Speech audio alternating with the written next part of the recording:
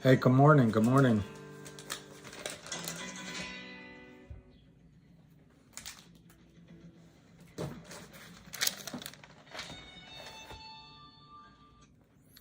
Good morning, everybody. It looks like COSM. Sorry, good morning. Good morning. Real-time feelings. I was trying to download some pictures so I could show you some things, and it just took so long and it never worked. I get so frustrated with computers. But good morning. Good morning. Well, all right, you guys. The COSM is moving, so that looks like a good trade. I did a video, and my videos take so long to upload, and then I get so frustrated. But there were some, yeah, I know, it's all right, you guys. So there were some discrepancies, I think, on the reported short interest, or at least the calculated one, I think, from Fact Check on COSM.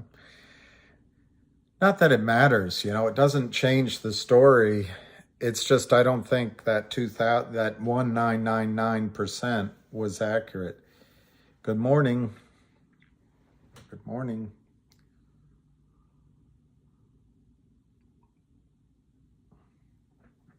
So I'm really intrigued. It was good, Zizu.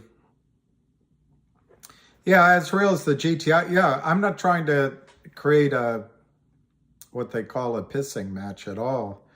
There is no definitive record of the GTII short interest. You're right, John. You're absolutely right about that.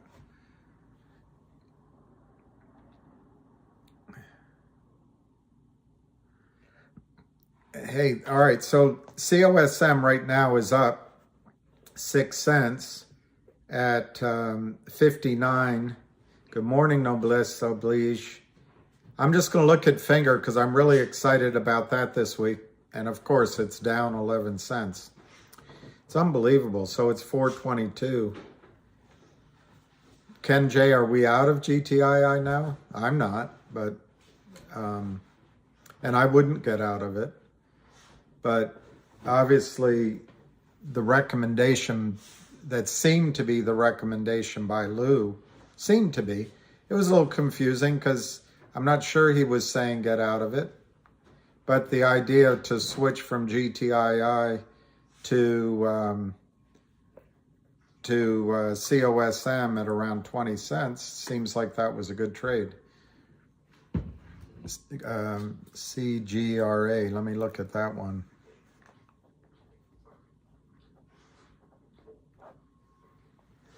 Well, Ken, I know I wouldn't. Anyway, I'd try to talk about GTII. Lou is that loser or louser? I think he made a good recommendation on CRT on COSM. I'm just not sure.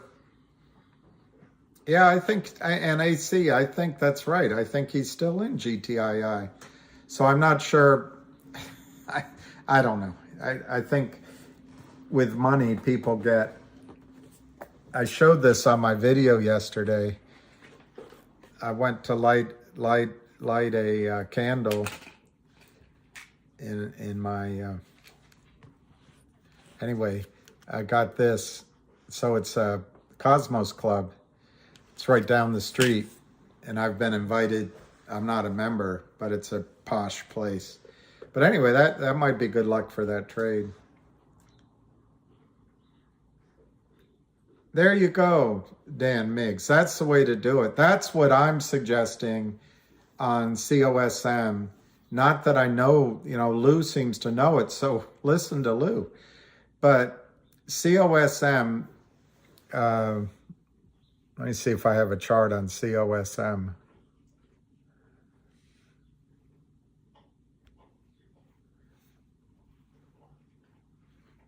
No, that's GTII.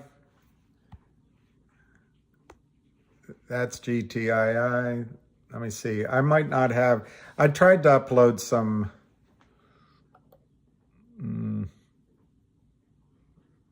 Here, maybe that's it. Maybe that's it. Yeah, there's COSM. And if you look at that chart, I didn't draw on this. It's pretty much, there's no 200-day moving average, I guess, because it hasn't traded enough. I'm not sure of why. I think that must be because they changed their symbol. But it's just been a downward, it's just been a downward march to a march from March, a downward march from March. And over in the right-hand corner, I don't know if I can move this over. I guess I can't.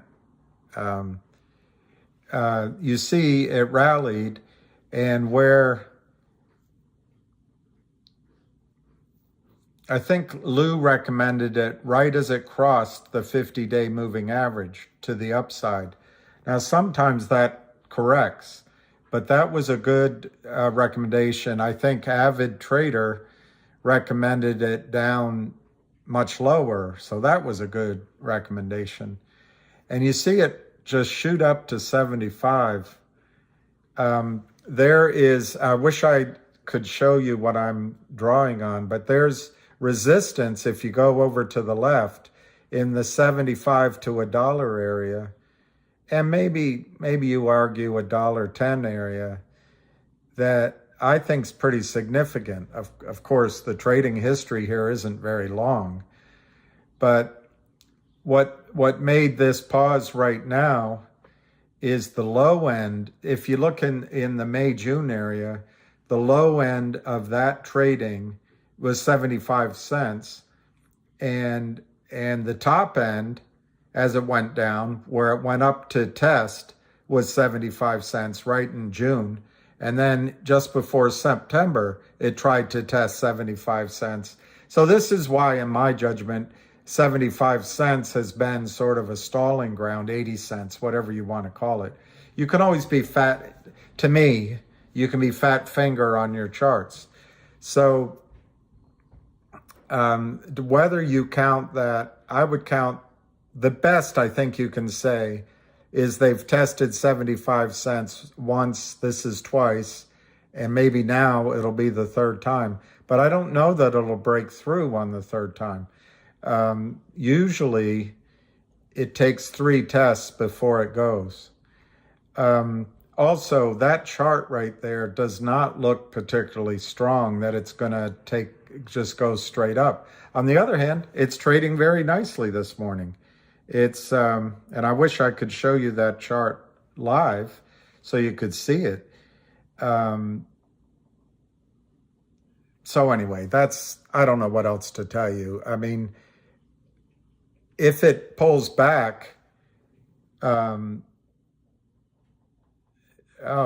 man, that chart, you could go down to the 50-day moving average at 20 cents. I don't think that'll happen, but you could go down to, even though this gap was filled on the way up, you could come play with that gap again at whatever that number is, 30 cents.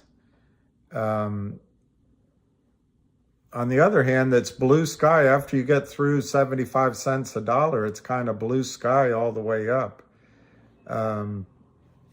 So I'm going to take that down. I'll look at your comments. Thank you. Hey, Alicia. I worked on videos. I tried. It was a long weekend that way. I finally figured out, just not that anyone cares, that if I record here and try to upload it, it's not matching YouTube's format. So I have to either record it at 16:9 or something, 16:9:16 or whatever it is.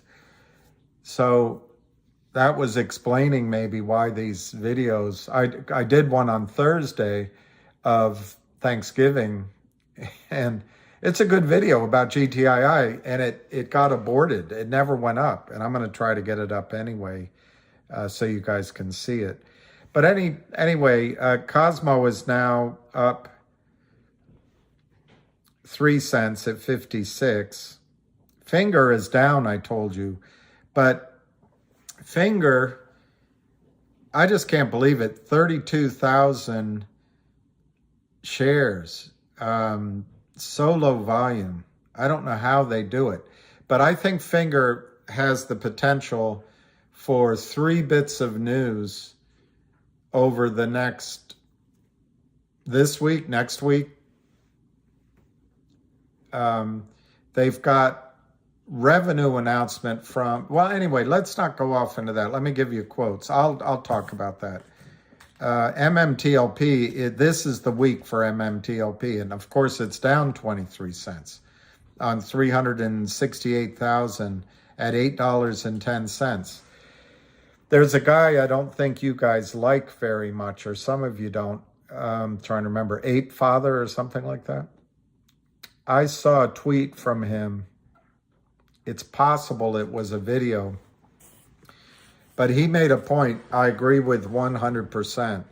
If Mmtlp, for some reason, does not squeeze this week or next, unless there's a delay just means we have to wait. But if it doesn't squeeze into going private, we've got to get out of the markets. We just got to get out of the markets.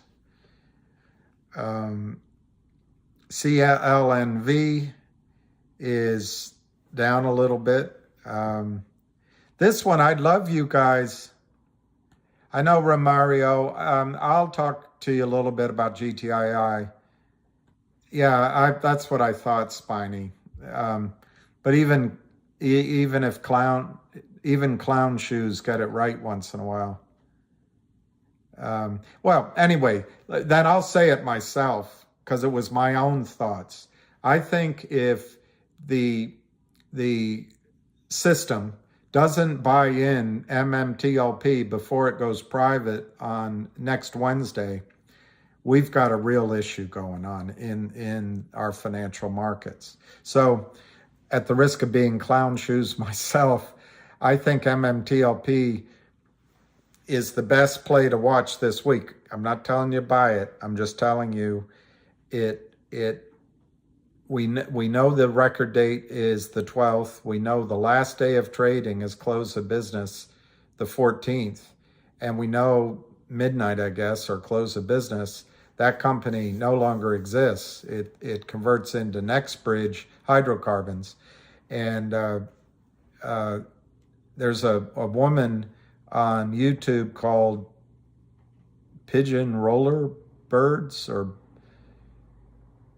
Bird Lady Roller Pigeons or something like that. She does I think she is a scientist of some kind, but she had, I think it was she had an estimate of as much as 260 million shares short. It might only be naked short. It might only be 80 million.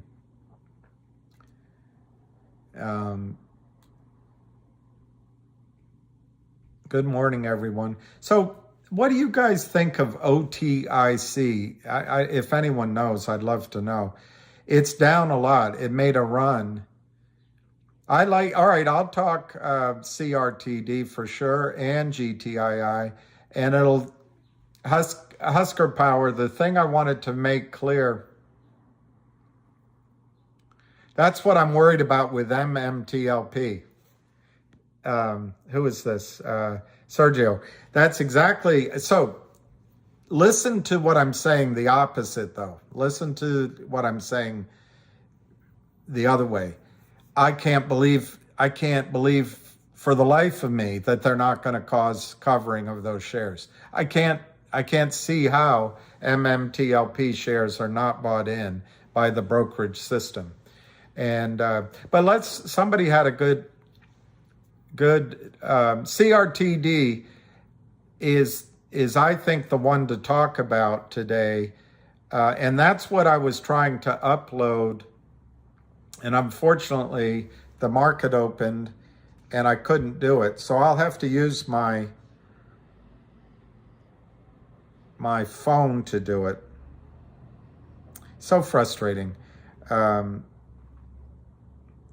wish I were good with technology. I really do. So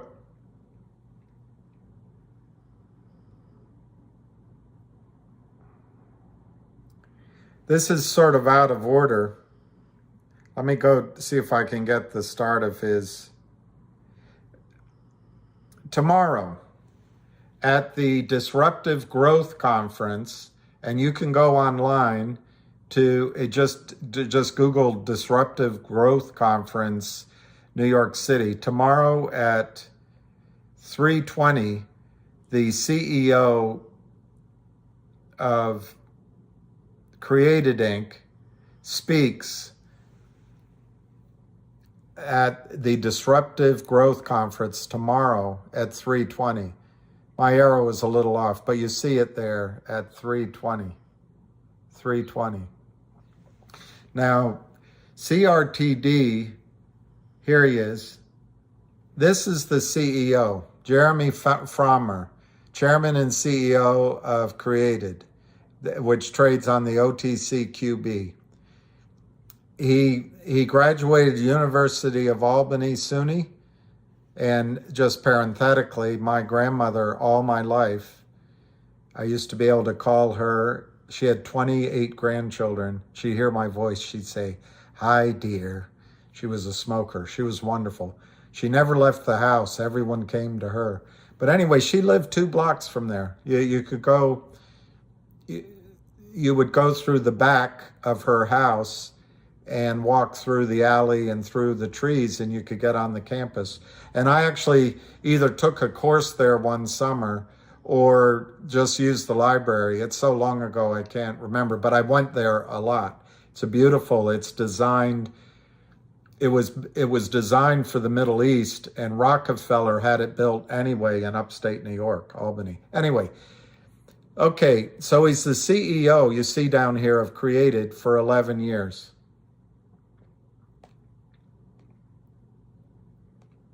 All right, so then you look at this. What you're not seeing is it skipped down from the fact, here it is. See the fact that it says Crtd 11 years under experience. And then if I hit this, it cuts that part out. But anyway, as you can see, he's been at Crtd for 11 years and now recently CEO. But he was the director, head of merger arbitrage trading at RBC, which here in the States, I think is RBC Dane Rauscher, for 3 years, 1997 to 2000. Then he was senior partner, a head trader at Guard Hill Capital, which when you read that, it reads a little bit like some of the naked short sellers. He was senior VP and head trader for distressed debt at Bankers Trust in New York City. And then he was vice president distressed debt at Kidder Peabody. This is a guy that knows. And then you see down here, University at Albany, SUNY, bachelor's degree. And then he went to the London School of Economics with Mick Jagger. So anyway, I wanted to pull that up to show you there. But why I'm bringing that up, 3 aspects. Jeremy Frommer knows this cold. He took a loan from the Lind Partners, who, interestingly, I don't know if I saved the picture, but the Lind Partners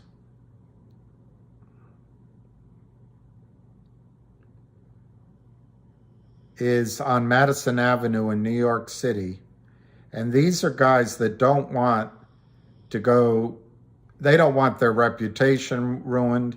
They don't want to go to jail. Hailey Kim is the Chief Financial Officer of the Lind Partners, LLC. I feel badly for her. I cannot imagine, I could be wrong, but I cannot imagine that she knows exactly what they're doing. But that might be my bias, thinking that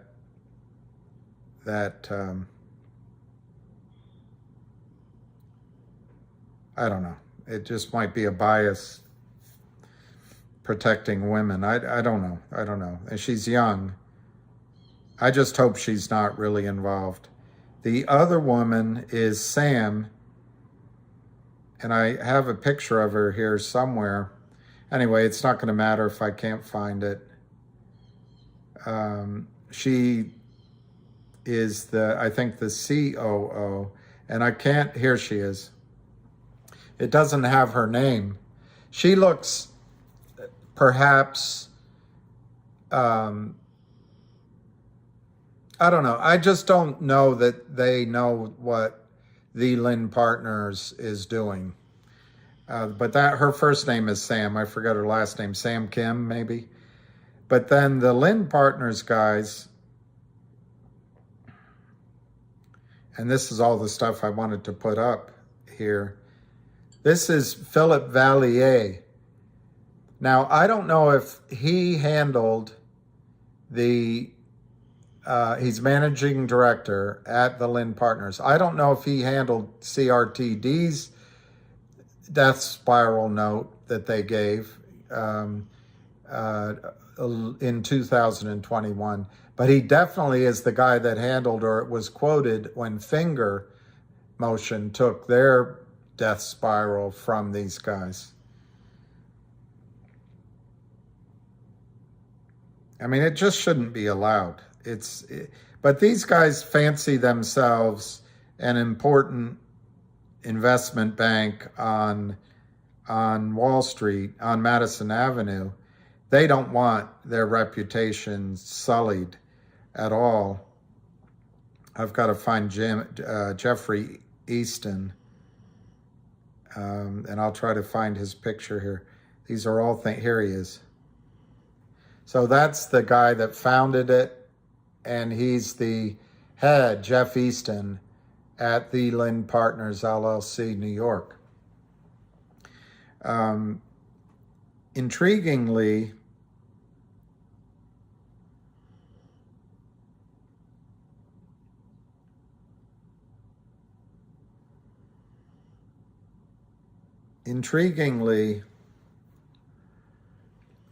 I looked this up. These are the deal, Jeff Easton. I don't remember what the blue and the green means, but these are filings. Jeff Easton, 5, the Lind Partners, LLC, the Lind Partners, Canada. That's where Philip Lavalier is from. The Lind Partners, Australia. They had this guy on their advisory board, the 20th wealthiest man from Australia, John Harwood. He's gone now, which is not a good sign for the Lind Partners. And then on the bottom there, you see Lind Global Partners 2. I believe that's where they did the Finger transaction. I don't know which item they did the CRTD, but here's PE is their private equity. HF is their hedge fund. So you look up there at Lind Global Fund 2. I think that's where they put Finger. And they sold 23 million, AUM 53 million. I don't know how they calculate it. And then you've got this global fund here, PE, 37 million sold, 85 million AUM. The Australian Special Opportunity Fund, which I imagine John Howard was their entree there. It looks like he's skedaddled now. and the Canadian Special Opportunity Fund. We used to, when I was in these firms, they'd always come out, they'd name them things like that, the Special Opportunity Fund. We'd add names onto it, the Canadian Special Opportunity Bust Fund. But anyway, the reason I'm showing you this, look at the assets under management. 53 million on the top line, PE. So that's illiquid unless it's these companies like Finra that they destroy, or like Crtd that they destroy by illegally naked shorting the stock. All smiles. But look, call it 60 plus, sorry, call it 90 plus 50. It's 140 million, and down there call it 10. That looks like they have about 150 million under management. Now, if you go to their website, they talk in much bigger numbers. So the Lind Partners, I think, is in serious, serious trouble.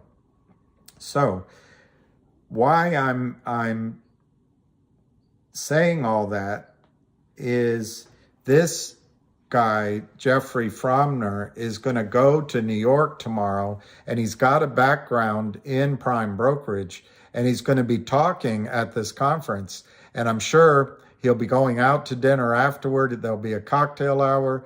There may be meetings either today or tomorrow that he goes on.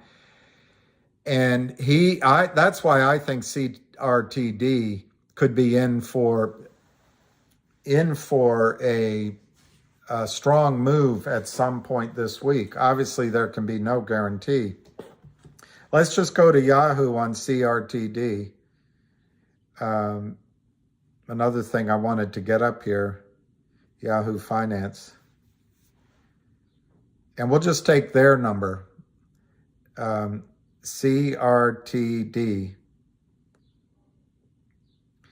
So you see it's 74 cents right now. That's 20-minute delay. You go up on Yahoo and you hit right here, you hit statistics. Right? You see statistics on created.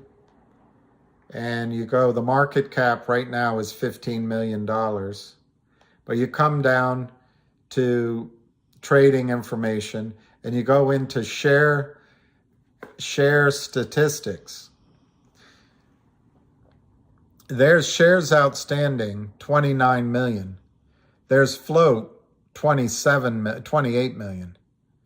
And percentage held by insiders, 4.6%. Shares short, August 14th, this would be sort of the real shares, 269,000. So when you look at this data,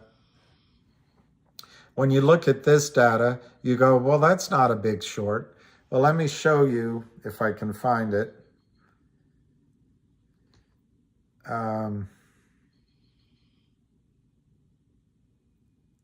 I'll try to show you the real short position in this, but it's data, I got to find the post. I'll tell you, I won't make you wait in suspense.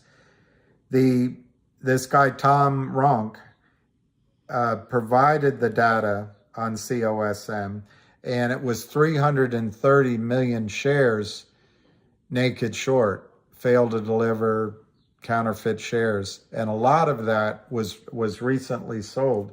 So if you use Yahoo's data, you've got outstanding shares of 30 million, you've got the float of 30 million, and you've got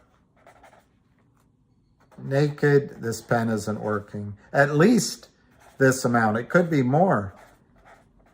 I got to throw that pen away. I don't know.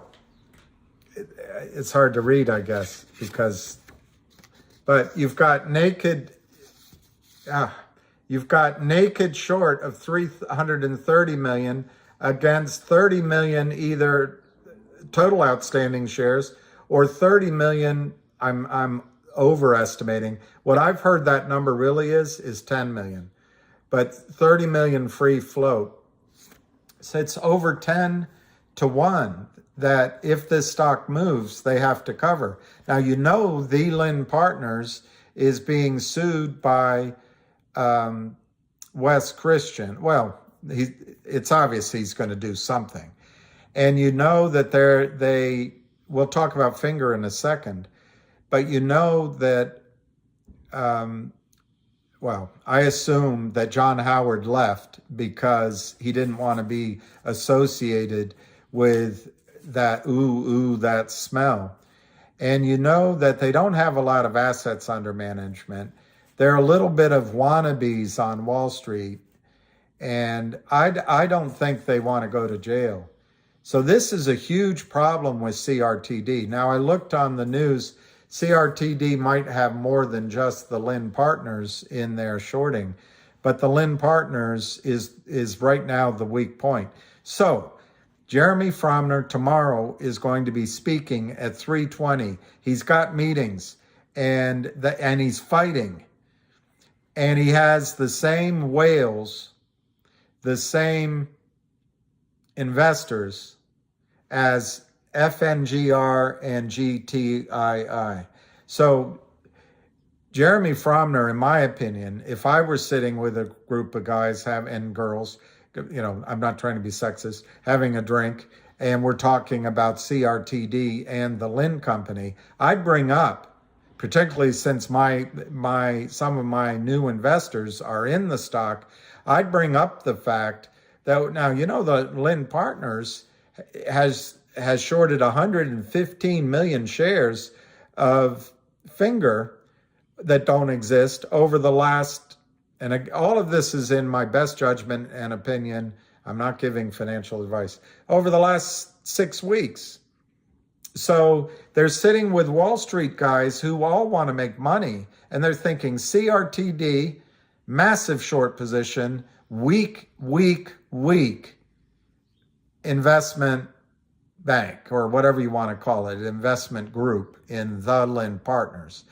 Finra, 110 million shares, 115 million shares short, versus as low as 4 million in the float. We'll go to Yahoo when we talk about Finra just to make sure.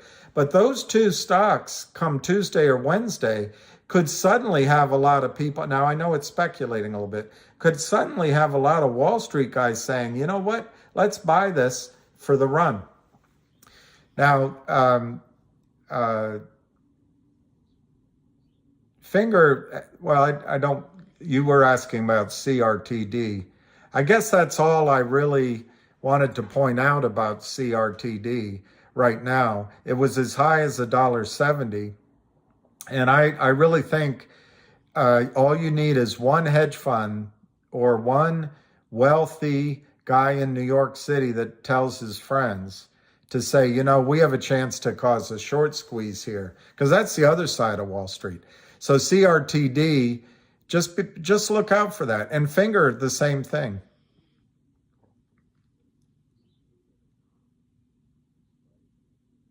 Yes, Spiny. Someone is trying to push it down. Let me go through the prices since I talked for so long. Well, look, I don't mind negative. What I mind is vicious. I don't mind negative. Here's OTIC. I was listening, and there's a guy that did a good analysis, and he said that it would come down today to fill a gap, and it is. It's 13 cents. But that was just as high as, I don't know, 40-some cents on a run. But the one thing OTIC has in common with COSM, for example, and other companies, is they're NASDAQ listed and they want to get to $1 and they want to do it soon. So the theory on OTIC, it's the only thing I know, is they want to get to $1. They apparently have something like 40 or 50 million in cash. If I were that company and I had that much cash, I'd go buy my own shares in the open market.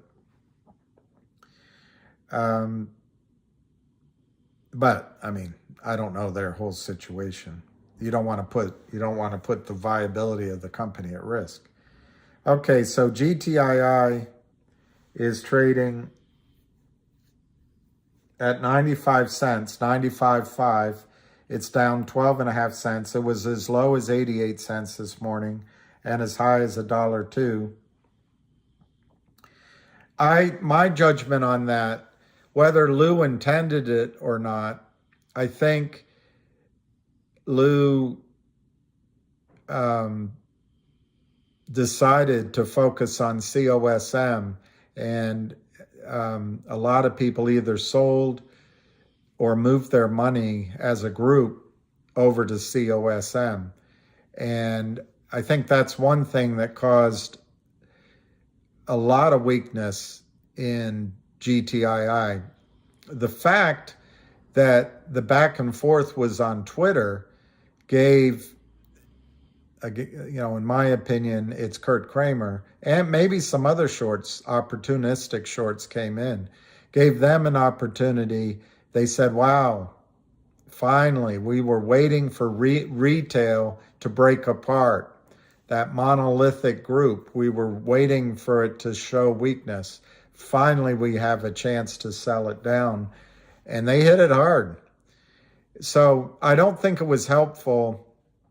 I'm not sure it was intentional, but I don't think it was helpful to create so much momentum to another stock. On the other hand, the over-the-counter markets now are coming alive. And so there's always other opportunities. And like I've already admitted, I think for people who got out of GTII because of Lou at 3 or 250 or 2 and bought COSM at 18 cents, they made a good trade. But one of the consequences for the rest of us in GTII is right now we're left feeling like, oh God, the party's left us. Don't feel that way. Don't feel that way. Nothing has changed at GTII. And in fact, this is I can't give financial advice, but the enthusiasm with which you bought GTII when Lou first brought it to your attention, and others, I know not all of you were here because of Lou, it goes doubly right now on GTII, but I'll talk about GTII in a second. Cosmo is 54 cents. Finger is 423. CRTD up a penny, 75 cents. There's two stocks that the guy who is IR for COSM is also IR for. So I look at them, just maybe these are Lou's next recommendation. I have no idea. I really don't. It's just it's just putting 2 and 2 together. TPTW is down. It's 0.004. And CLNV is the other one, CLNV.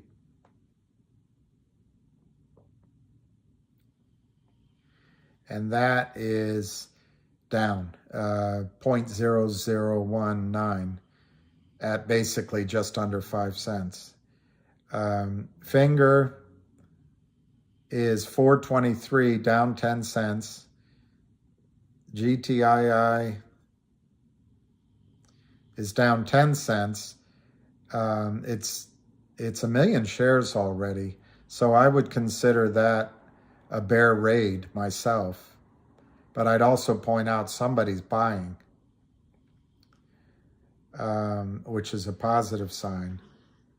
And Mmtlp, this is the week to watch Mmtlp. It's down 25 cents. So anyway, that's the scoreboard. Well, COSM has a gap down there, hedge fund killers. I'm not sure it'll get down there, but Well, Kevin Guzman, I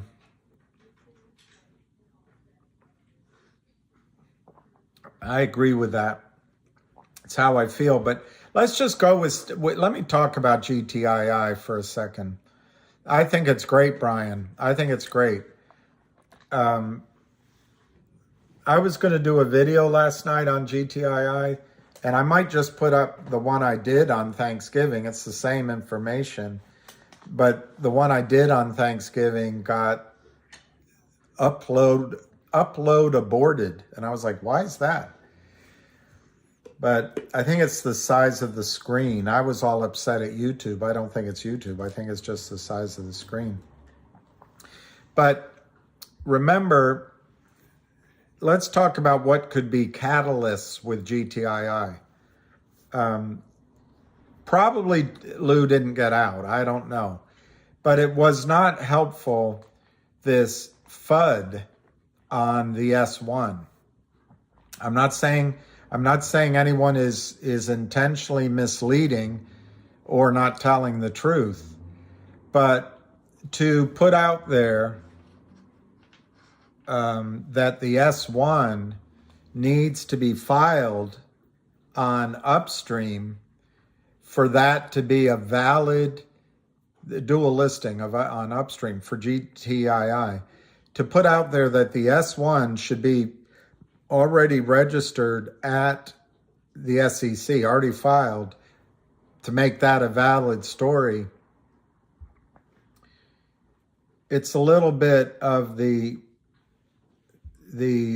E Street shuffle, because in the same presentation, COSM, they're going to uplist to upstream, and they're going to upstream. Well, if you look it up, COSM has made no announcement, at least as far as I could see. I might have made a mistake. They've made no announcement that they have even begun the process with upstream. So it's just a little bit, I don't know what word, convenient to say, hey, I'm out of this.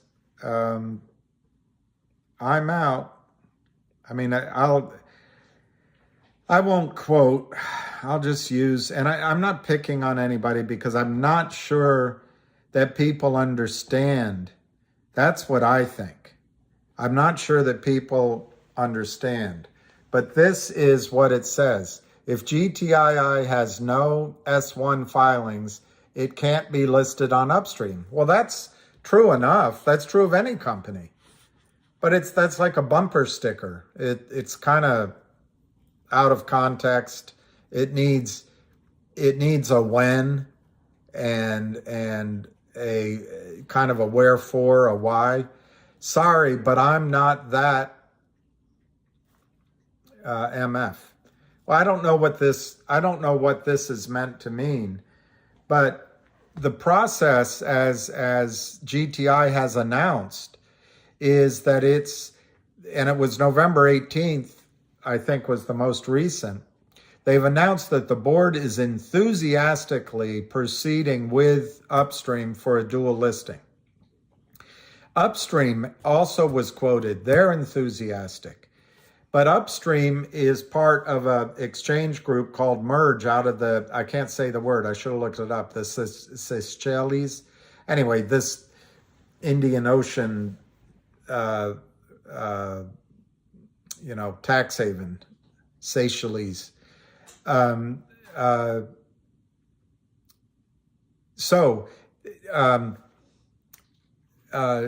Upstream and MERJ have to approve the process with GTII. Now, GTII announced that they've initiated the process under the part where upstream was quoted, or right around it. They said that because it's an OTC QB company in good standing, that it may be expedited. So you could see the news in 4 to 6 weeks. That's basically January. But this is a misunderstanding about the S1. You don't file an S1 until you know you're going to be listed? The answer could still be no on upstream. Now, the second drama around this upstream dual listing is it's not critical to the health of GTII. GTII already is listed on a perfectly good exchange and does not need to be listed on upstream. The goal with upstream, like all the things GTII has been actively doing, is to force the brokerage firms to have to deliver your shares all at the same time, to force the system to deliver real shares for the IOUs that are in your accounts. That's the goal, and that goal can be achieved in other ways. All right, so that's the one bit of FUD that I think was unfortunate, and I'm not blaming anybody because it's on more than one site. The other bit of FUD that came in with GTII and I don't have a picture of it, is this source said that, and I'm not blaming him. He got data that was delivered by, I think, called fact data. So it's not Lou's fault. It's this group fact data that said COSM had 1,999% short. Well, they used as their denominator, or is it numerator? I think it's the denominator. Less than 1 million shares is the free float. They came out and corrected that this weekend. And now the float, on at least on that database, comes down into the teens of percent. So the FUD there became, hey, Cosmo has all this huge naked short and it's confirmed and we know the number. GTII somehow is obfuscating their short. Well, let me give you GTII's short. We don't know. The fact is, the only way to get the real number is to force the system to tell you what it is. And the system, they don't do it. But we're trying to get on that. When I first got involved in GTII, which was sort of February of 2021, it might have been January, but let's say February, the estimated short position, naked short position,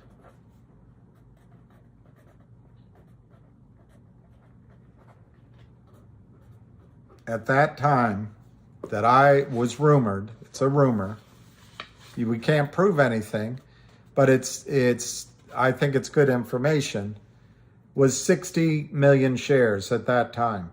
This is when Carlos Mayo called in and said, Reiki, I've had a chance to talk with the boys. We've worked up some numbers. We'd like, if you're interested, we'd like basically to offer you money so that you issue shares to cover this. So that was, let's just call that around February 2021. 2021. That's 60 million. Now, you can quibble with that number. You can say it was 70, because I heard the number 70. You can say it was 40 or 50. But just for the sake of argument here, we're going to go with 60. There was a gentleman last year that did an analysis. He was a backroom Wall Street guy, and I think his name was Jeff or Jay or something like that. I never spoke with him. But he did an analysis either at the end of last year or sort of the beginning half of this year. And he found, because of the company called Tree Top Industries that existed prior to GTII, and none of these go away. He estimated a total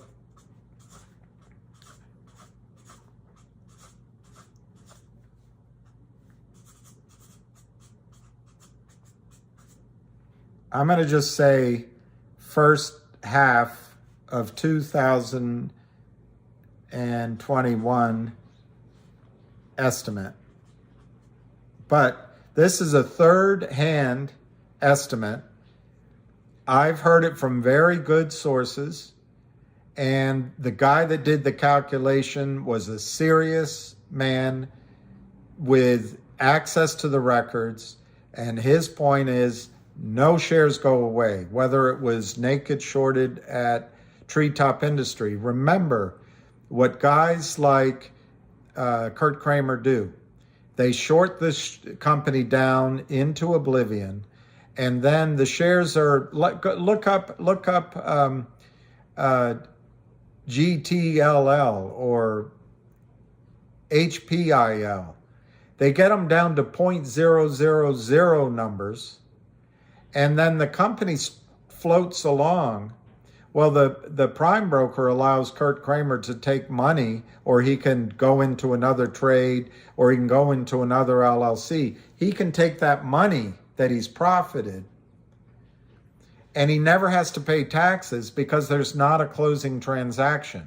The IRS doesn't get a 1099. So where you would have to pay 40 or 50% of your gain in taxes, and maybe he's, with his lawyer, is registered as some sort of hedge fund, and under the Bill Clinton rule, hedge funds get all the discount. That's not just Democrats. Republicans support that too. Maybe he gets a much lower discount because it's some sort of profit sharing. But in any event, he avoids all that. And then he walks away from that LLC, and that LLC stays on the prime broker forever. As long as it's not causing anybody any trouble, it's just sitting there with a bunch of shares naked short that are basically dead on the wrestling mat.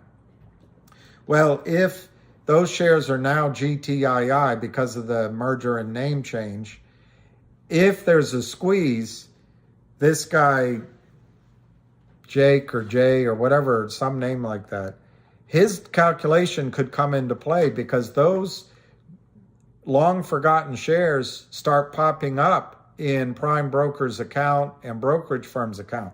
Anyway, this was his number a year ago. He estimated, almost a year ago at least, he estimated 350 million, and he did the work on it. 350 million shares naked short in GTII. I bring that up because of the FUD and the fear and all that. I don't use that number in anything I calculate, but that's just so that you know there are numbers out there that are much higher than what some of us show you. Okay. So there was 60 million January, February. Where, you wonder, does that come from? Well, Kurt Kramer lent about 60 grand to GTII in November. That's when they signed in across. The face value was around 72,000. But they had been negotiating that for a period of months. Probably the first phone call came in, I don't know, in September, August. Well, Kurt right away knows this is a company in trouble. This is a company that needs money. And with his smile and their website and all that and their pressure tactics, they have a pretty high confidence that they're going to be able to close the deal. well, I should look it up, but I just want to finish the point. If the stock was trading at 40 cents or 30 cents, they start selling naked, start selling. And so when it comes time to give 60,000 discounted off of the face and expenses, they've already sold the stock in the open market naked. Stock's now down, so they can calculate a better deal for themselves, and the company gets more desperate for the money. But they're in essence strip mining the cash out of the stock market by naked selling GTII. So when the deal is signed in November, the money they give to GTII is GTII's own money. They just naked shorted shares. If the regulatory system would allow it, GTII could have just issued shares and sold those shares themselves to get the money. But instead, you've got this awful intermediary. So anyway, selling could have started from August, September, October, November by Kurt Kramer. It certainly, in my judgment, he was naked shorting in November, December, January.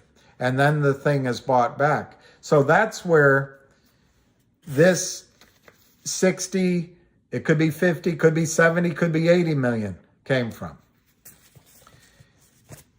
That number comes from. No one knows for sure. Well, then from February to February is 12 months, and today is December. So you have to add, you go to December of 22, you have to add 8 months. So that's 20 months.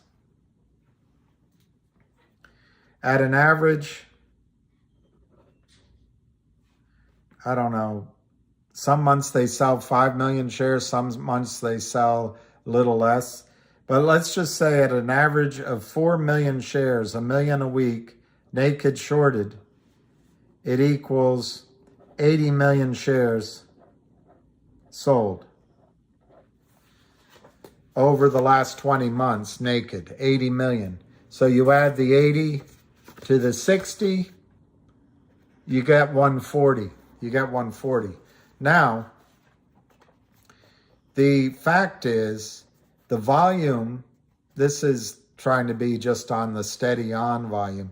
The fact is, over the last sort of 5 weeks, 6 weeks, the Kramers and others have sold another 80 million, 85 million I added it up. I could have made a mistake.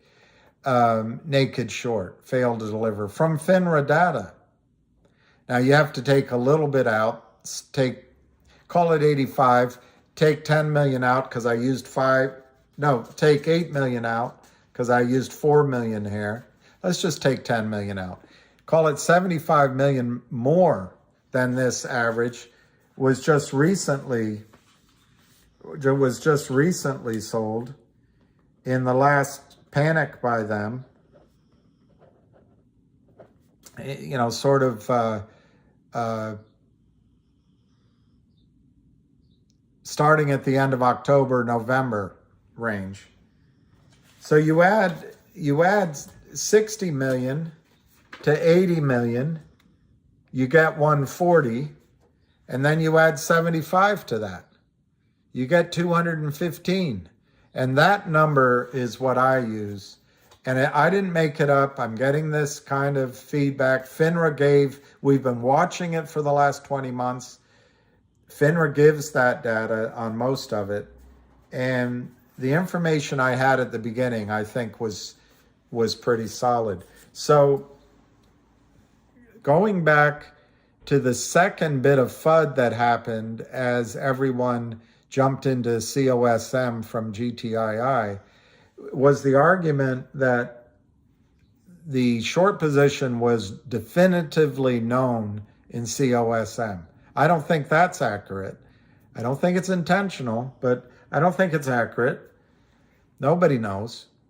But that somehow GTII's therefore didn't exist or that they were hiding it. I think GTII's in the last sell-off has gotten even larger. It's over 200 million. So my first point is the S1 FUD is irrelevant, doesn't mean a thing. Second thing is that the idea that COSM has this massive short that let me just show you. It might be here. It might be here.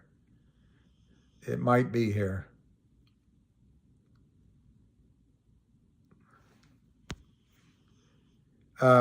This guy, Tony Denaro, the new S3 COSM data is in. The S3's data was not taking into account recent dilution from shares and warrants. His estimate is 11%. I want to just find...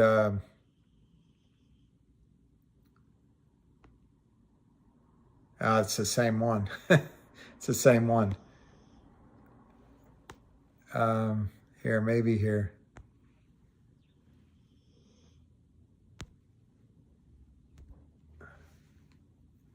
So this is from Frank Benedetto, who is the IR guy. Total float from the COO. This is why I don't think anyone's doing this intentionally. I just think there's a lot of misunderstanding. Direct from the chief operating officer, total float 180 million in COSM. And then the free float is 153 from the CO. 153 million in COSM is the free float.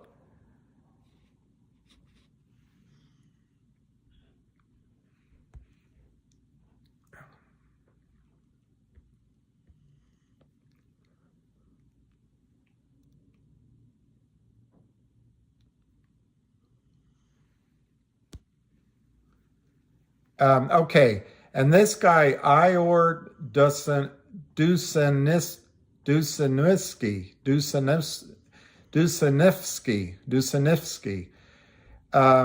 FactSet has the float of COSM at 0.92 million shares. 0.92 million shares. Well, if you use the float of 0.92 million shares instead of 150 million shares as the float, you're going to get a massive short position as a percent in COSM. And I'm just not sure that it's there. So that FUD came into GTII, but I just don't think it was accurate. I don't think it was an accurate situation. Then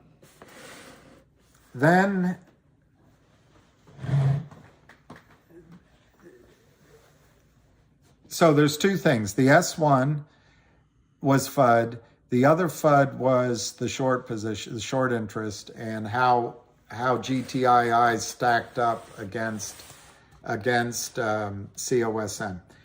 All right, I've covered those two things. I do not think the situation has gotten worse for GTII. In fact, it's gotten better. We're 2 weeks along in the approval process for upstream. That's a positive. And I hope I've convinced you that the short position, albeit we're unable to confirm it, is still massive. The naked shorting, illegal shorting and selling is still massive in GTII. What are the catalysts that could happen to GTII?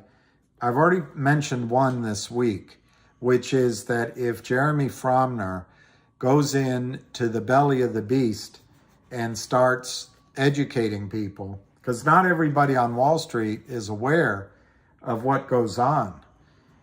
And Wall Street sees an opportunity to crush and make money at the year end for their bonuses by buying into CRTD, FNGR to crush the Lind Partners.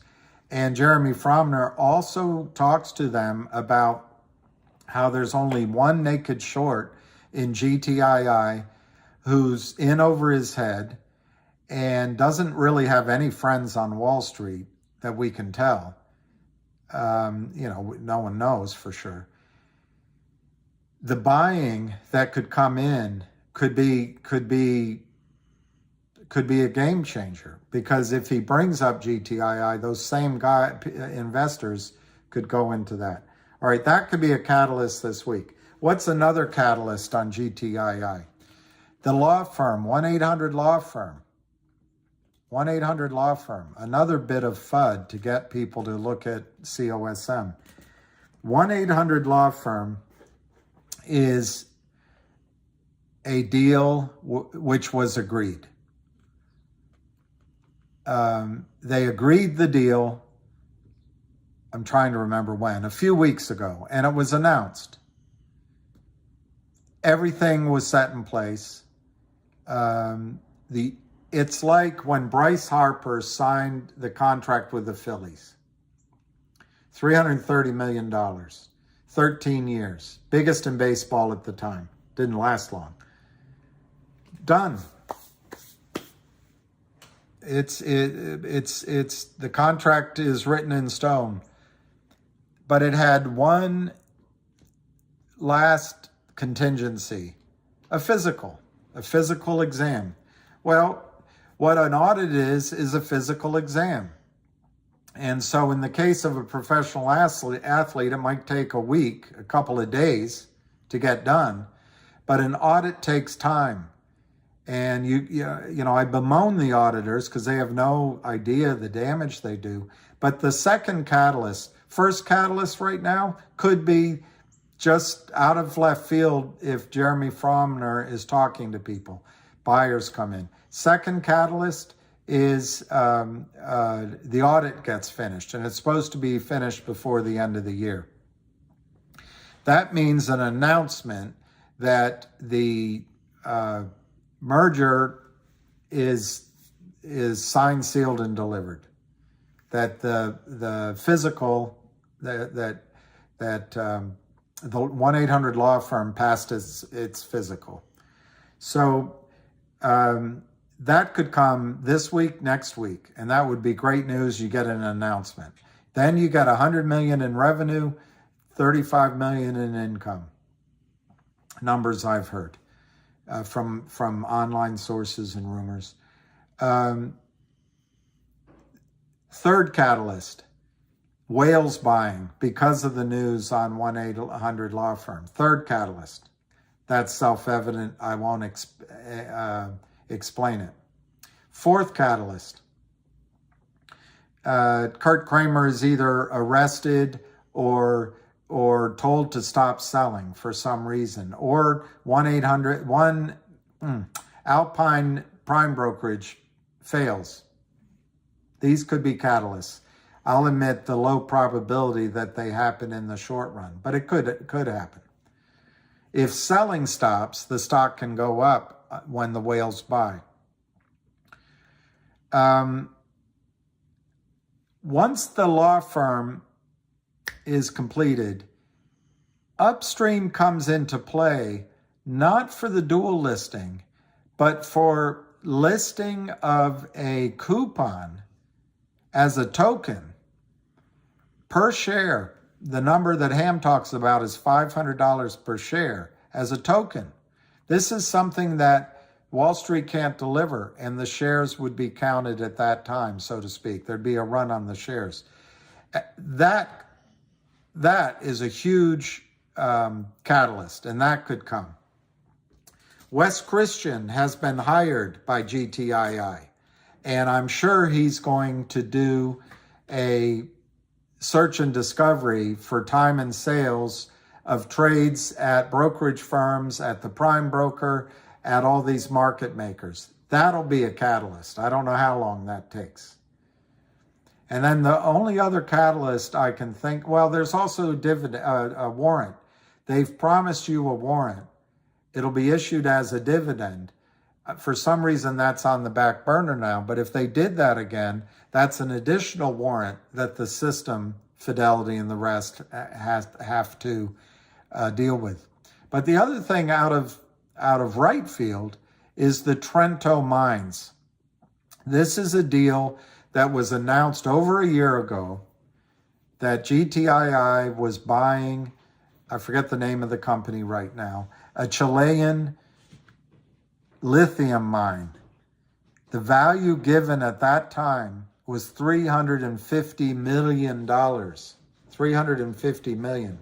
The financing was lined up theoretically, and these big international deals, you have to get one side of the deal on a letterhead, you go to another side of the deal, you try to get it on a letterhead, and then you go to the banks, you got two letterheads that look good, and you go to investors, you get the bank, you got three letterheads that look good. So it takes time, and it's a lot of, frankly, BSing, legitimate BSing, but you've got to fake it till you make it, and then it all coalesces.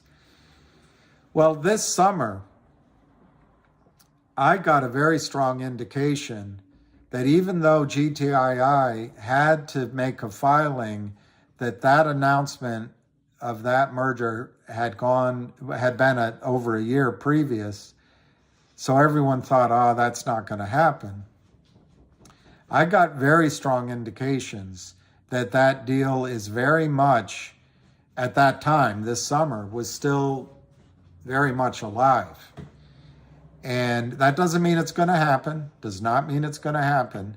But if the $350 million Trento mining deal came into GTII, 1-800 law firm, Trento Mining, the other subsidiaries, Kurt Kramer cannot drive GTII to zero. So the fear that's going on right now, and I don't blame you, because here's the negatives on GTII. I still believe there seems to be some sort of contretemps between Lou versus Wall Street and some of the people in GTII. I'm not getting in the middle of that. I think it's a misunderstanding. But there may be additional selling of GTII to get into other ideas that Lou has. And that's fine. It's a stock market. So that's one negative that could continue to affect GTII stock price. 2, it's tax loss selling season. I know you've heard it before on AMC. That could affect the stock price downward. 3, the Kramers are still trying to get out of this, and shorts could naked short, as Gary Gensler allows them to do, just print counterfeit shares on a Xerox machine, a mimeograph machine, and just sell them. It doesn't matter. That's an ongoing negative.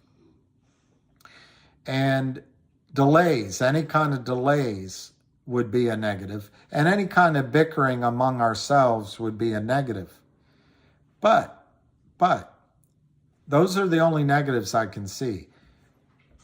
But on the other side of the coin, the short position has increased to over 200 million. If and when the stock goes up again, Kurt Kramer's margin calls are more, not less. He's still underwater at 95 cents, in my estimation. Not much, probably, I don't know his cost basis, but I would guess 50 to 60, 70 cents range. The investigations continue on Kurt Kramer. Whales are buying, you're buying. We come into January, a dual upstream listing could happen, could be announced. The idea of an NFT in form of a coupon, they're going to announce more of those. So there's going to be whales buying in GTII. This is going to be offset. So I know, just like I do, I'm looking at it. I'm looking at Mmtlp. It's 789 right now. GTII is 98 cents at 1.32 million. Now is probably, if you believe in the short squeeze and anything I've just blabbed on about, now is the time to buy, not to sell. The story is better now. The three negatives, when you bought maybe 6 weeks ago, when Lou, maybe if you bought it because Lou was guiding you there, the 3 negatives, Lou has now turned cold on it temporarily. So there's selling maybe from that group, but there's certainly no enthusiasm and limited, there's not courage, so to speak. There's not, by some of that. 2, you're going into tax loss season. 3, there could still be short selling attacks. Those 3. But we've been here before, and it snapped right back up. There are whales in here buying. So at 1.32 million shares at 0.97 cents, I can't give financial advice because I don't know your situations, but this is much more attractive than it was when you got in at higher prices. The short position is higher. The 1-800 law firm deal has been completed, but it's just awaiting the physical, and that's coming. There's the possibility of huge surprises in the company. They're continuing to work. What do you call it? The digital dividends. They're continuing to work. So and insiders are buying at GTII. David Reichman has bought above market. So I really understand the fear, but I think it's probably time to buy. Now look at something on Cosmo. This is not negative. This is not negative. It's called a red herring. This is called a red herring. When you have the red ink there, they dated it December 1, but it's also kind of a shelf listing, and it's also kind of a smorgasbord. They filed with the SEC as a placeholder that they can sell up to 50 million, and I'm sure there's a green shoe in there to expand it. Shares are common, shares are preferred, warrants, and subscription rights. I don't want to talk about Cosmo much more. But there's no such thing as that overhanging GTII. GTII has not issued such a prospectus, and I take that as a good thing. So anyway, I forget who asked me. I think it was Jay, but that's my story on GTII. Jay Roach. I don't see those as the sparks. I don't think anti-NetDecker. I don't know what you mean by upstream. Upstream dual listing comes in January at the soonest. This is a new tact that the company's taking. We still don't know if FINRA and the SEC and the brokerage firms might have a defense against that. We don't know. Or a strategy is a better word.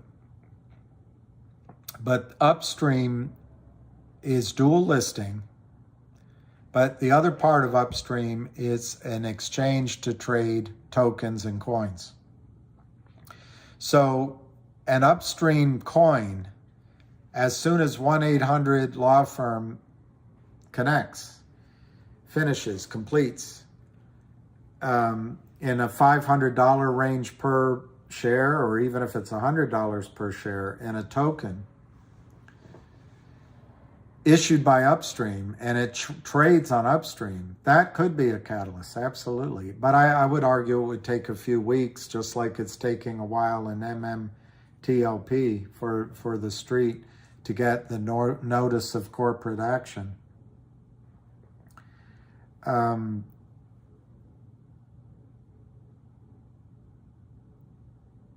Yeah.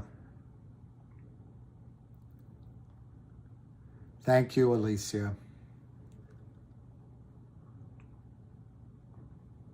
There's no shorting, you know, and sorry, I feel like I keep repeating myself, so I don't know when I'm saying things you already know, but the questions keep repeating themselves too. It works both ways.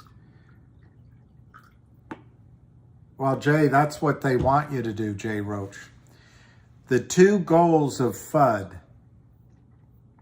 are three goals: don't buy, two, sell, just get out, and three, don't hold for higher prices. Just sell out at 8 on the way back up.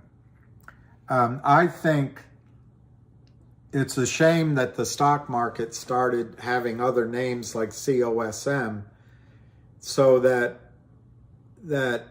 there was selling in GTII.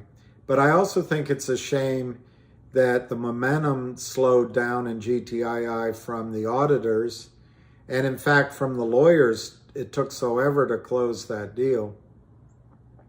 But a short squeeze doesn't require fundamental news. What it requires is a demand from the system for all of the existing shares at the same time, i.e. counting for a digital dividend, i.e. exercising a warrant as a dividend, which was happening. Margin calls, buy-ins, these all force this stock higher. So Jay, I would go ahead and put, I'm not saying you got to do what you got to do. If it gets back to $8, get out. But I would argue if it gets back to 8 or 9, the high recently, that Kurt Kramer's in more trouble than he was last time, because he sold another 15 million shares out of thin air.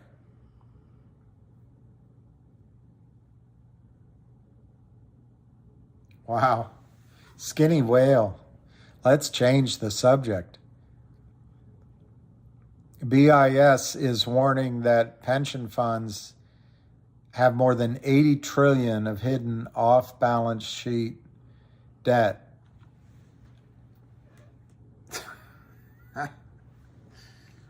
I don't know, that's probably swaps. So it's foreign exchange swaps. I assume it's not this Samuel Bankman.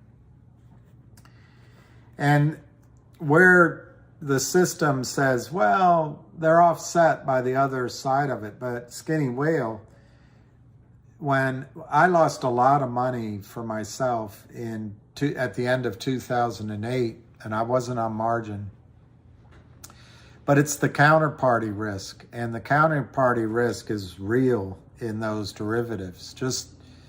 It's terrible.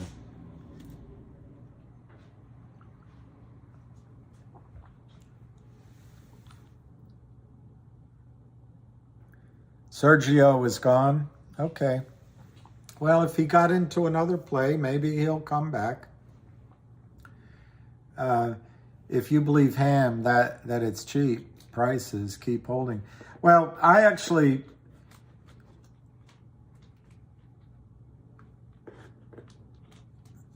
they don't want retail to make a dime, but we will. No, check. Lou said to judge him on what happens. Let's see what COSM does. I'll go one step further. Even if COSM doesn't squeeze or go up, I think Lou has already made a good recommendation to everybody, and you can judge him already. He recommended buying COSM at less than 20 cents. It went to 80 cents. It's at, let me tell you where it is. It's at 60 cents now.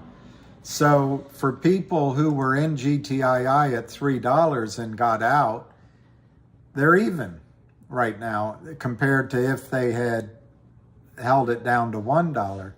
But in fact, they're way ahead because they got out at 3, and this is tripled. So I think you can already judge Lou, as having made a good recommendation.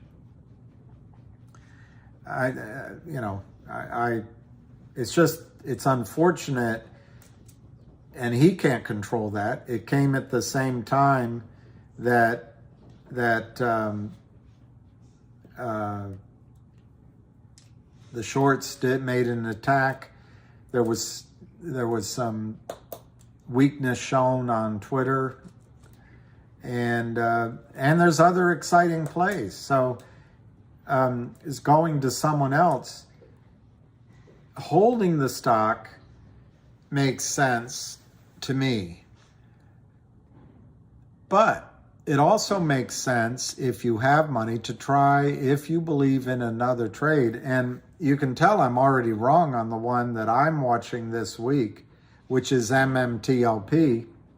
So that's the risk. Like today, it opened at 825 and it's already down below 8.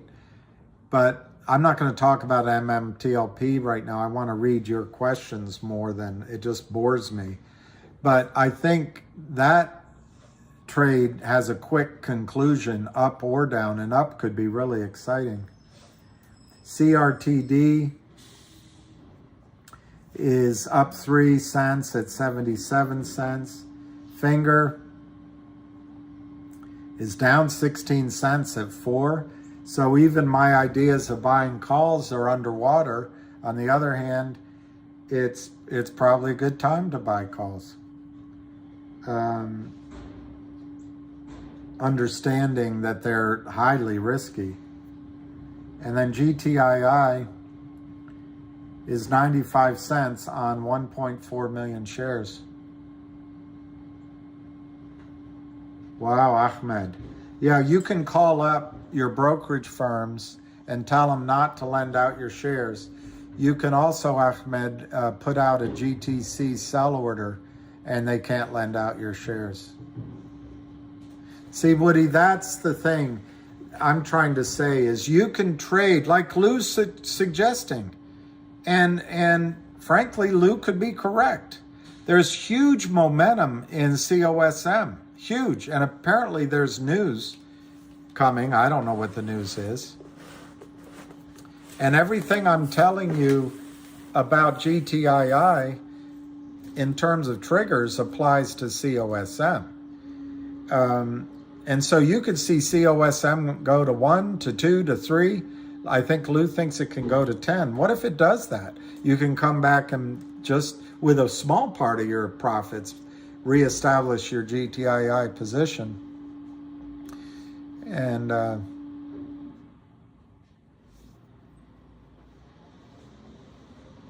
I know, O'Shea.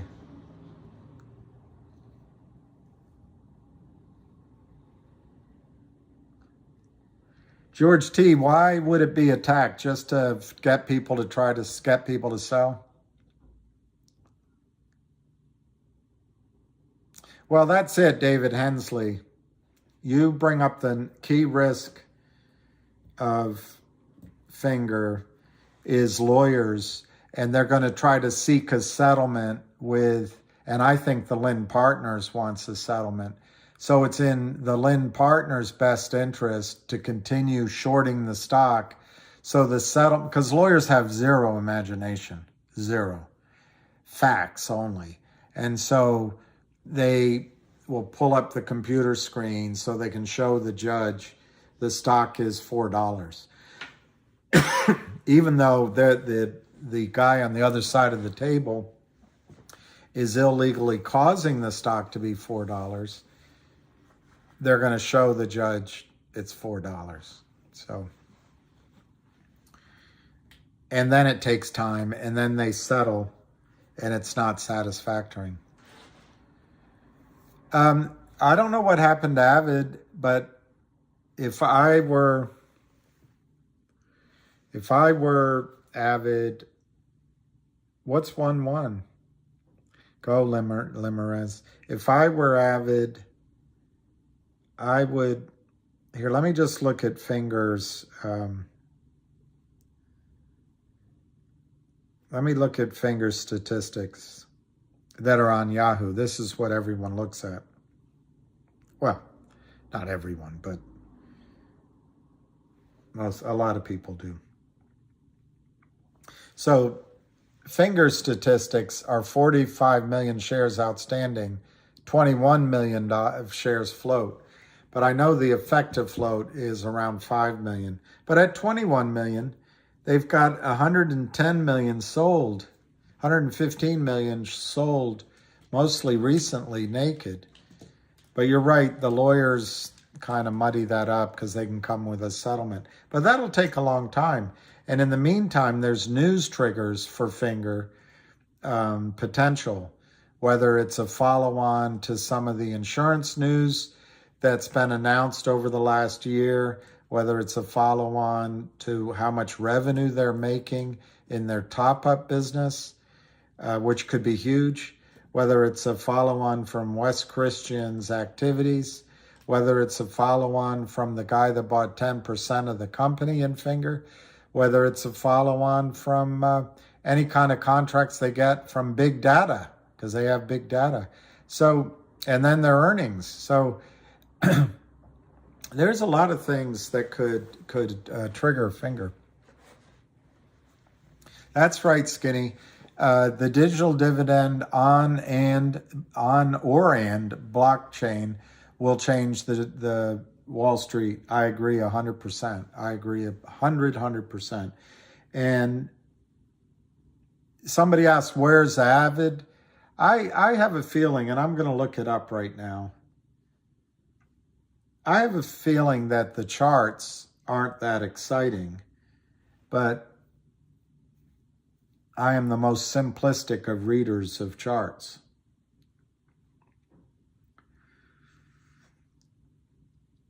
Or he's waiting for an entry point.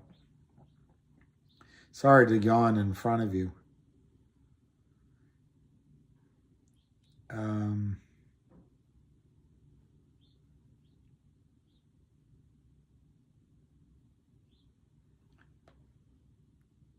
Yeah, the chart.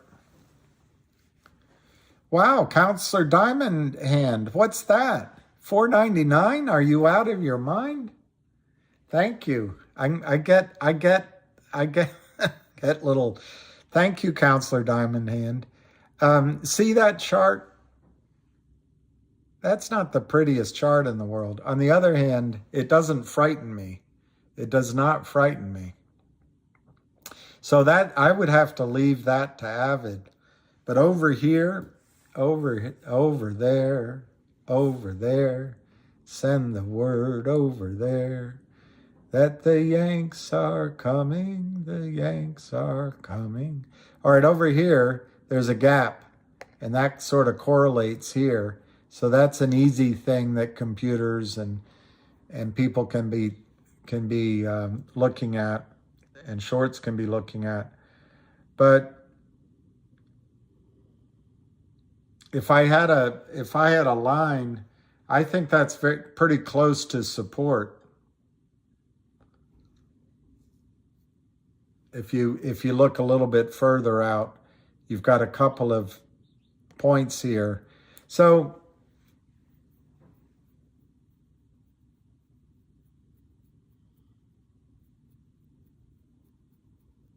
I guess it's going to depend how it trades the rest of sorry, let me see who's this. Thomas Gibbs. When this runs, sorry, the other way around. Who is driving it down? They have resources. All they have to have is a prime broker and a bunch of market makers willing to take the orders. And yes, if you call that resources, they have that. They also have a lot of cash in the accounts because when they sell, they get cash. So this is a system they've perfected over time. So yeah, they have some resources. Kevin Guzman, even if it takes longer than expected, still solid info on GTII. Well, I think GTII, and I think the stress that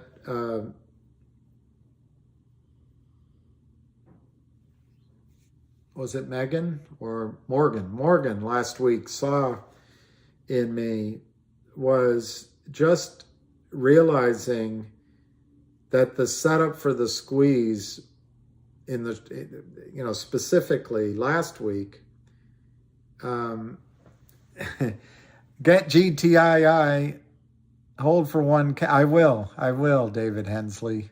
Thank you very much. $5. I've never gotten that before. I don't know what happened.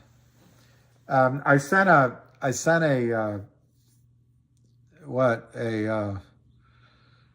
IM or something to Yahoo saying, how do I monetize? Maybe this is what, anyway,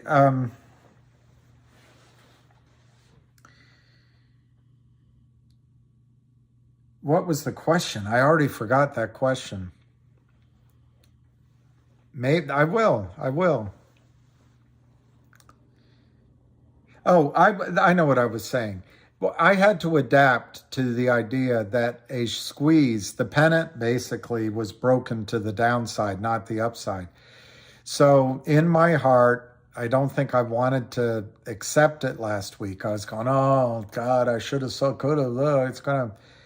But I think we have to accept that it can take some days or weeks, or even into January, to set up the powerful motion again. It could be Lou, could be the hero, because COSM runs to $3 or $5 and people come back in. That could be it. But it also could be other whales coming in.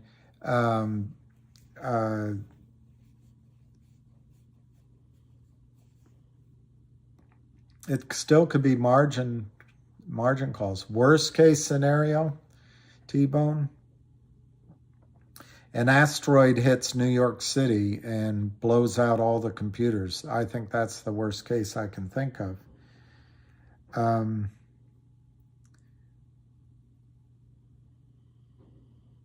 I can't, T-Bone, yeah. Counselor Diamond Hands. We used to have I had that guy with a dry sense of humor. His name was David Reardon. And he'd go, yeah. He'd be looking at a chart like this. He'd go, yeah, this is a good time to buy. It can only go down to here, the bottom of the page. Anyway, that is, T-Bone, I don't think that it's going to go to zero. You've got Ham that's not going to quit. You've got corporate insiders that aren't going to quit. You've got whales that aren't going to quit. And you've got events that are going to help turn this from maybe what you saw a year ago as a POS company to a company with meaningful fundamentals. And I would say the downside is, like we've experienced, is time. It's just time. I also think you've seen the downside right here. Now, does that mean it couldn't go down to,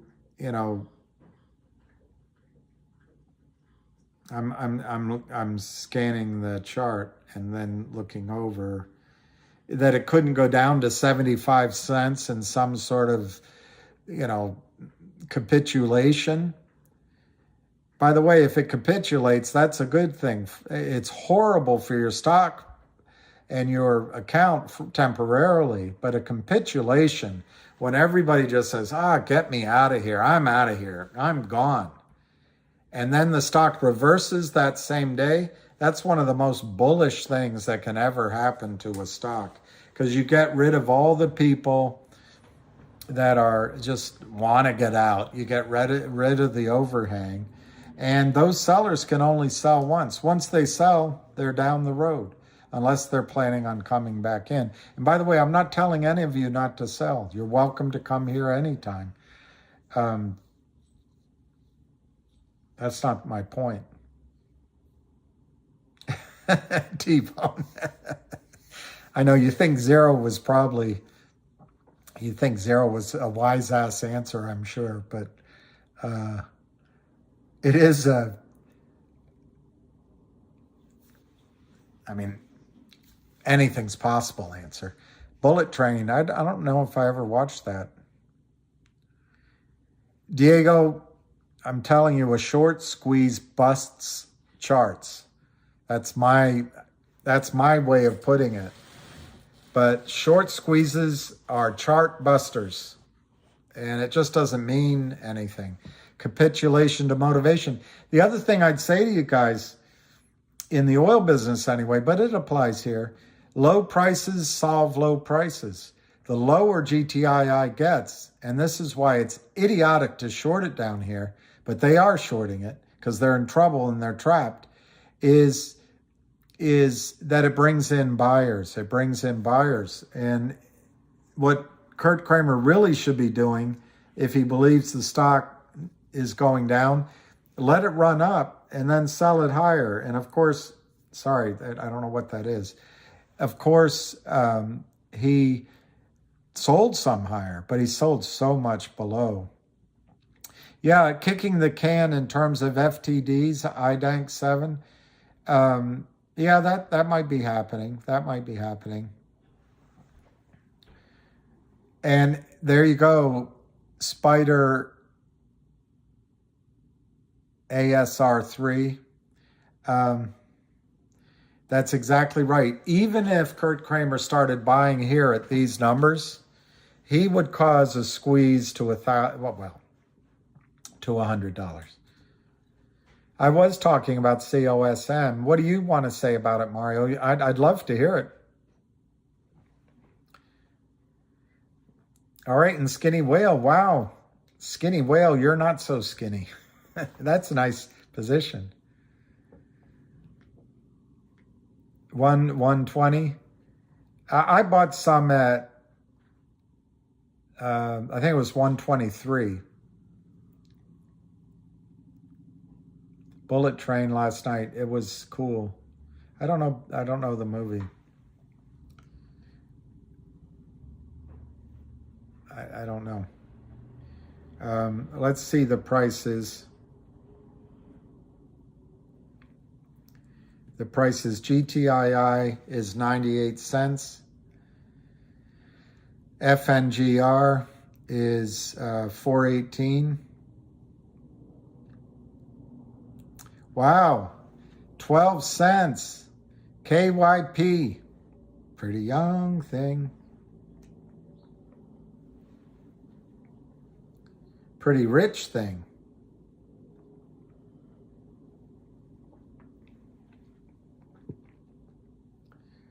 COSM, someone asked to talk about. It's up 4 cents at 58 cents, 85 million. And that's where the action is. There's no question. I know, 37,000 shares.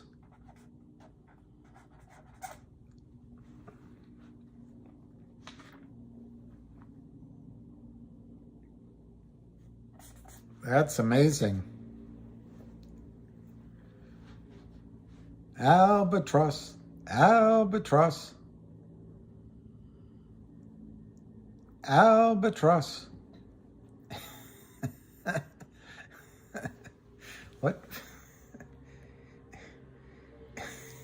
It's a bloody seabird. It's bloody seabird, bloody flavor. Albatross.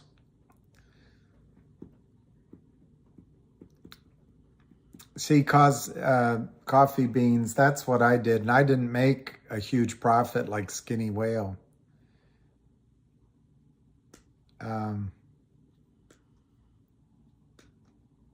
KYP. Guys, I'm telling you, there's some people that own 400, 500,000 shares of GTII. And I didn't play this correctly. I should have done what you guys are doing. And Lou saw something, frankly, that I didn't see. In other words, here's an opportunity with COSM. Avid saw it too. I think Avid got in at 6 cents and out at 60 cents or something like that. But, it's a good strategy. And I just think with COSM, particularly to skinny whale, it may squeeze, but I personally think COSM needs to be, you have to use your skills at money management. Whether, I mean, you said 37,000, I don't know what you paid, but if you paid 20 cents, I'm just using an example. You don't have to tell people what you paid.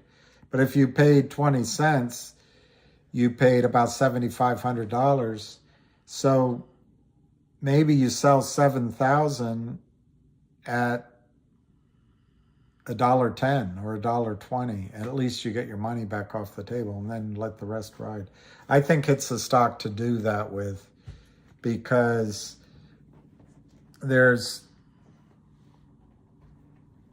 I think there's a lot of international as well as domestic players.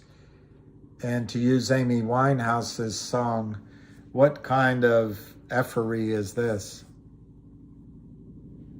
Which one is David Hensley?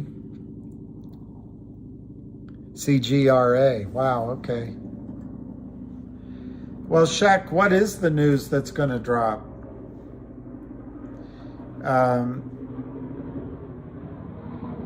What is the news? Because, oh, all right, 37, that's good. So maybe then, instead of what I said, you want to sell 7,000 at $2, you know? I'm just saying,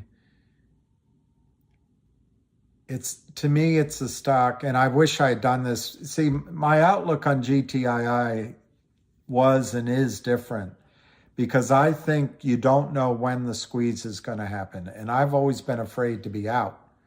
But I wish I had looked at GTII the way I think Lou did, is it ran, take the money, do something else.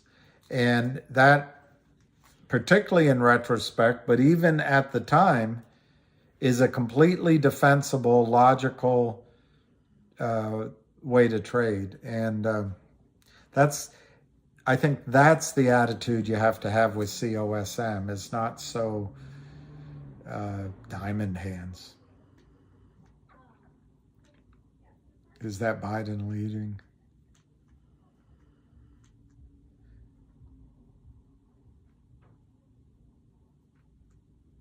If they only knew. Let me see. Cryptic about COSM. You can look at his tweets. If they, what's Bill's last name, Shek? So I don't know which tweets to look at.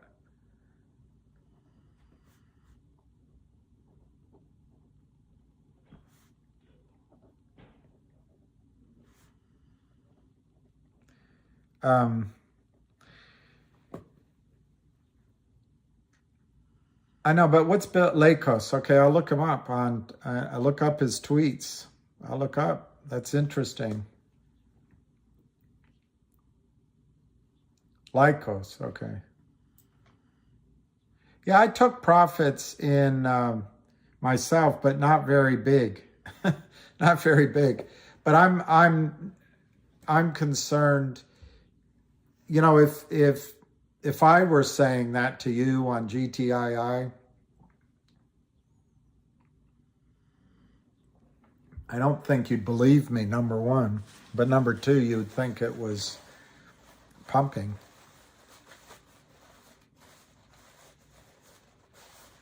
Yeah. Avid. I remember KYP listening to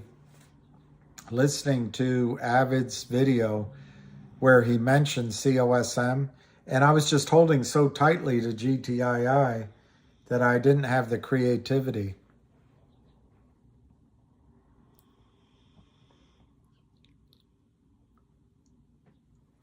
Let me give some prices.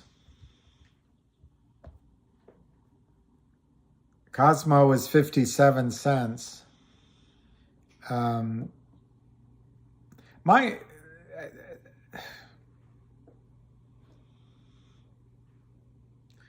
Two of the catalysts for Cosmos was this massive short position. I'm concerned that it isn't that massive. And listing on upstream, which apparently, you know, and I'm not, they're not any further along on that than GTIILIVE is. But there's no question that insiders own a lot. And there's no question that the CEO is putting money in. Those are positive signs. And they're acquiring this big warehouse distribution, I guess, out of Greece. I'm not sure it's Greece now that I'm saying it, but it's 54,000 square feet, if I remember. And all of that sounds pretty exciting. But when you wait for news and fundamental stories, you know the saying, buy on rumor, sell on news. There's always a sell-off even on good news when the shorts are in control, And they may not be in control in COSM.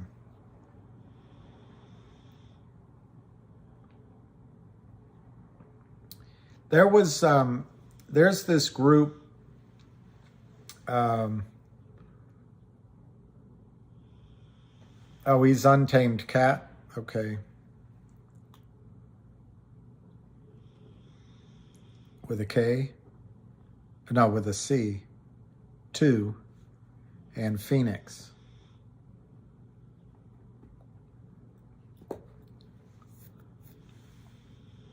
Let me just see here on that short. There's a guy on Twitter or somewhere, but this the short interest, and it's, oh, I don't know why am I so big and it's so small? Anyway, I'll sit out here. This is the short interest of, and I can't read it. I was trying to make it bigger, but I can look on it on my phone and read it. But you can see it there, so I'm not making it up. And I don't know why this is right or wrong, but it says short, this is from Fintel, short interest is the total number of shares of open positions. So there's that huge green line that goes up right there. See how it's flat all along?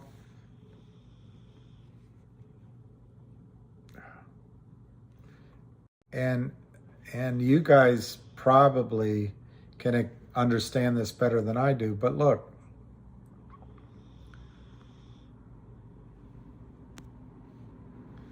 There's outstanding shares and potential dilution of Cosmos holding. So right when the short position went up, I don't want to touch that because I'll suddenly look like an ogre. The outstanding shares and potential dilution jumped. So I don't know exactly if that's something to worry about or not, but I just don't think the ratio of short shares to outstanding shares anyway is what they said. But look, even if you looked at GTII's numbers, you would see, you know, some of the data that's put out doesn't ring true with what Ham has studied for 2 years. So really, I'm not throwing cold water on it. It's just more of a caution. And my strongest, I wish we had done it with GTII now, although I probably won't do it when it squeezes. It's just my caution to use some money management as COSM goes up. That's all. Particularly if it gets over $1. I guess I'm saying just don't be greedy like I was with GTII. And I'm not criticizing anybody. The borrow fee is 121%, Carrick Manu. I know he's dead tired. Yeah, so it doesn't make sense. Yeah.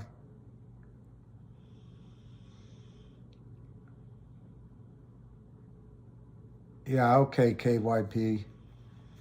Yeah, I walked lucky early, so I could get on early with you. And it's a nice day, although it's a little chilly. And we went all the way up past U Street, up where there's new construction. He was having a great time. He hates coming back home. But to come home, it took forever. And his back left paw of leg collapses sometimes. His left to right front paw. I don't know. I'm worried that he's on his last legs, literally. Yeah, George T, that's a concern. Also, the reverse split is a concern. I agree with all of you that they've delayed it into January, but I don't think the company's going to let themselves be delisted. So if for some reason the stock is not over $1 for however many days, is it 10 days? I think they will do the reverse split. I know, KYP. AK filing? I didn't read it. There's so many filings, but I wish I could read it with you all, but I'll look it up.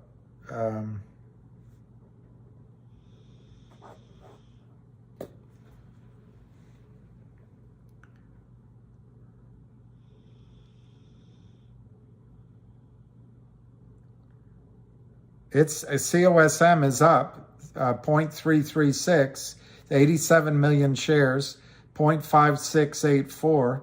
It looks like it's holding in. I know, J. Rhodes, reverse splits never have worked, but they particularly don't work now.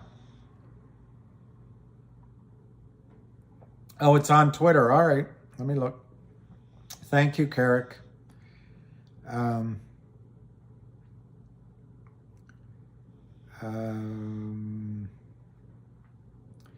Gotta go search.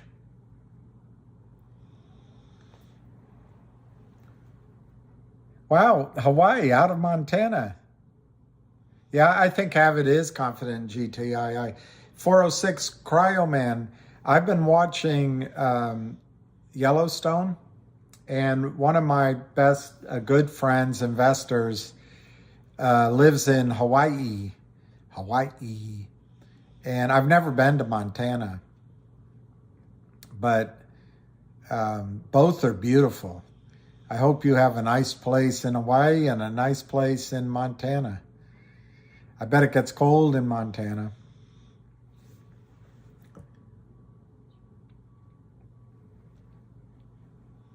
CBD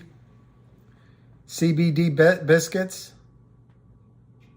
Okay, I'm going to go do it. I'm going to ask, what do you expect for nothing? Rubber biscuits? You're outside of Billings. Did you know a guy named Steve Gose, Gose? He was a friend of mine and with a wonderful wife and his son, but I only mention his name now because he's no longer with us.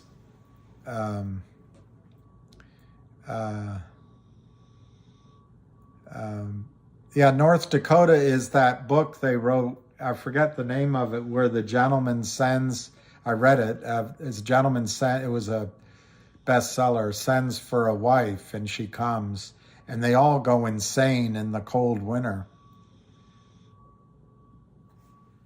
Capedge feed. Yeah, it's Bozeman, wow. He was a billionaire guy, oil and gas man, played polo. Well, let me look up the 8K for COSM, but KYP, I want to talk about that. I'm a little bit shocked that they're able to keep the stock price down and even get it down. Well, JD Nettles, I see that place that Kevin Costner lives in, and I just want to live like in something like that. That would be great. But you have to have a family, you have to have a girl. But whoever said the CBD, I'm going to do it. And I really appreciate that recommendation. Really appreciate it. You know what I could do? That's what I could do. Instead of buying shares, I could use money that comes in to buy some sort of merchandise. So we all, I got to think it out. I've never done this before. Mint, okay.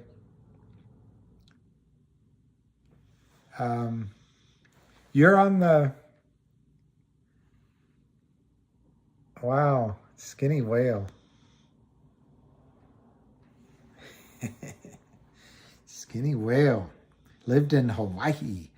Why does Tulsi Gabbard call it, I can't even pronounce it. She goes, Hawaii, from Hawaii. All right, JD Nettles, I'm very appreciative.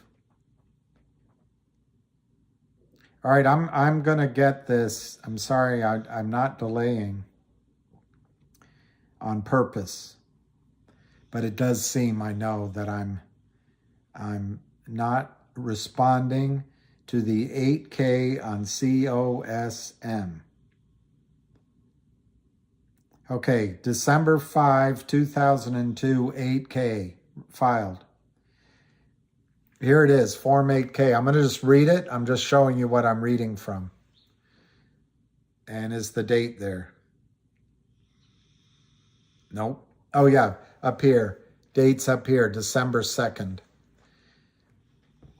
It's all redlined. Okay, Form 8K on COSM. December 2nd, 2022, Cosmos Holdings, Inc., Nevada's the state.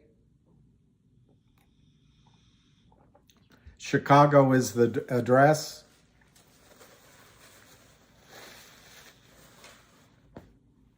NASDAQ is the exchange.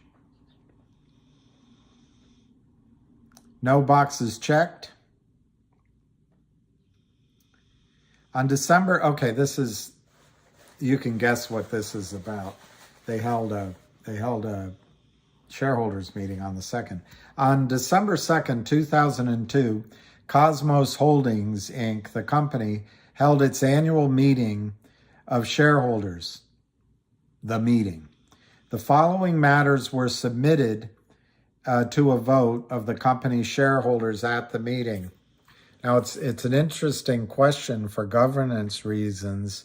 Who votes those shares that you buy that don't exist, but you bought shares? It's an interesting question. Anyway, number 1, the election of each of the nominees for director. Number 2, the approval of the company's 2022 equity incentive plan. 3, the advisory frequency of say on pay vote. I have no idea what that is. 4, the advisory say on pay vote. 5, the approval of the amendment to the company's articles of incorporation to change the company's name. 6, to authorize the board of directors to amend the articles of incorporation to effect a reverse stock split of the company's outstanding common stock at their discretion. At the meeting, a total of 9,847,766.07 shares of common stock of the company voted in person or by proxy out of 26,365,418 outstanding shares of common stock entitled to vote. This constituted approximately 37% of the issued and outstanding shares, which is in excess of the 1/3 required for a quorum. Set forth below is the number of votes cast for, against, withheld, abstentions, broker non-votes, and voting percentages to each matter. Number 1, election of directors, subdivided into 0-1. Gregarios Siakas, 9,465,000, withheld 190,000, affirmative 98%. Number 2, Demetriads, 98% affirmative. John J, number 3, 03, Hoidas, 99% affirmative. Dr. Anastasius Alidis, 99% affirmative. Dr. Manfred Ziegler, 99% affirmative. Okay, second vote. To approve the company's in equity incentive plan, 98% approved.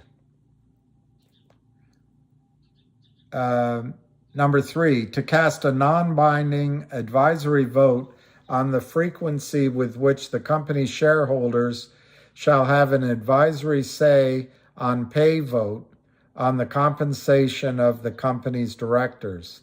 Every year, 629,000 voted. Every 2 years, 32,000 voted. Every 3 years, 9 million voted. Abstained, 6,000. So 93% affirmative for doing that every 3 years. Number 4, to cast a non-binding advisory vote to approve the compensation of our named executive officers. Say on pay vote. The say on pay vote. I guess that's a new thing. 98% for the non-binding advisory vote to approve the compensation of the executives. Number 5, to approve the amendment of the company's articles of incorporation to change the company's name, 98%. Number 6, to authorize the board of directors to amend the articles of incorporation to effect a reverse stock split of the outstanding common stock at their discretion, affirmative 98%. Signed December 5. So that's what it is.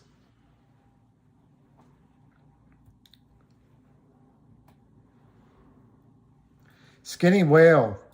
Skinny Whale, I like the cut of your jib. You guys could do a lot worse than listen to Skinny Whale's advice and follow her lead. Cosmo is 0.559, but she's exactly right. GTII is 97 to 99. All of these shares, 1.4 million, 1.5 million shares. I suppose somebody might be selling real shares, but I'm going to guess that it's swapping, spoofing. In fact, we can find out some of that answer. But it's mostly fraudulent selling to get you to sell.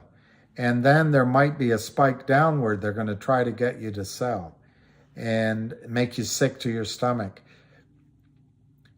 What I realized over the weekend, we have to look like that if you're a batter in baseball. That was the fat pitch down the middle that you could have sold some, like Lou suggested, at whatever, $3 or $4 or $5. Lou said, look, we had our run. And I don't think that's originally why we got into it, but it's a strategy. Trade it. And you got to give him credit. I think he got people in at 60 cents. It went to 8. But that was a chance to swing for the Grand Slam, but it didn't happen. Or what's it better? It's like a big wave when you're surfing. You missed the wave. There'll be another wave. There'll be another chance in GTII.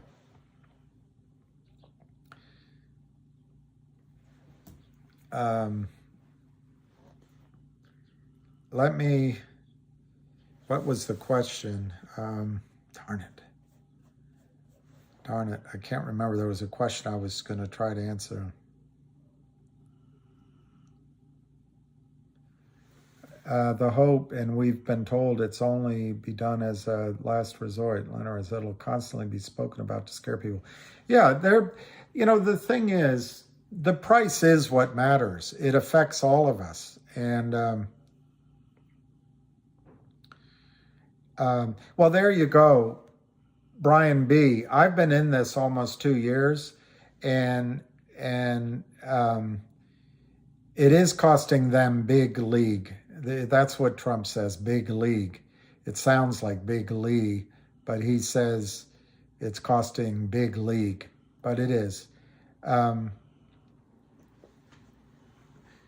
Well, I still think GTII, when the squeeze hits, oh, I see, Korean Union. He said it would hit 3 figures. I think what Lou was saying, and I forget what I was answering, so whoever I'm forgetting to answer, it's driving me crazy. I think what Lou was saying is, here's a chance to play COSM. I think it's risky to hop from one horse to the other. It's a little like when you're dating a beautiful girl. There's always other beautiful girls that come up to you, because as the lead singer of Kiss put it, he realized that they're not coming up to him because of him. They're coming up because of the beautiful girl that you're dating already. But if you get seduced by the other girl, you can blow up what you have, and then she's just having a little fun, and you're left, hey, what did I do wrong? So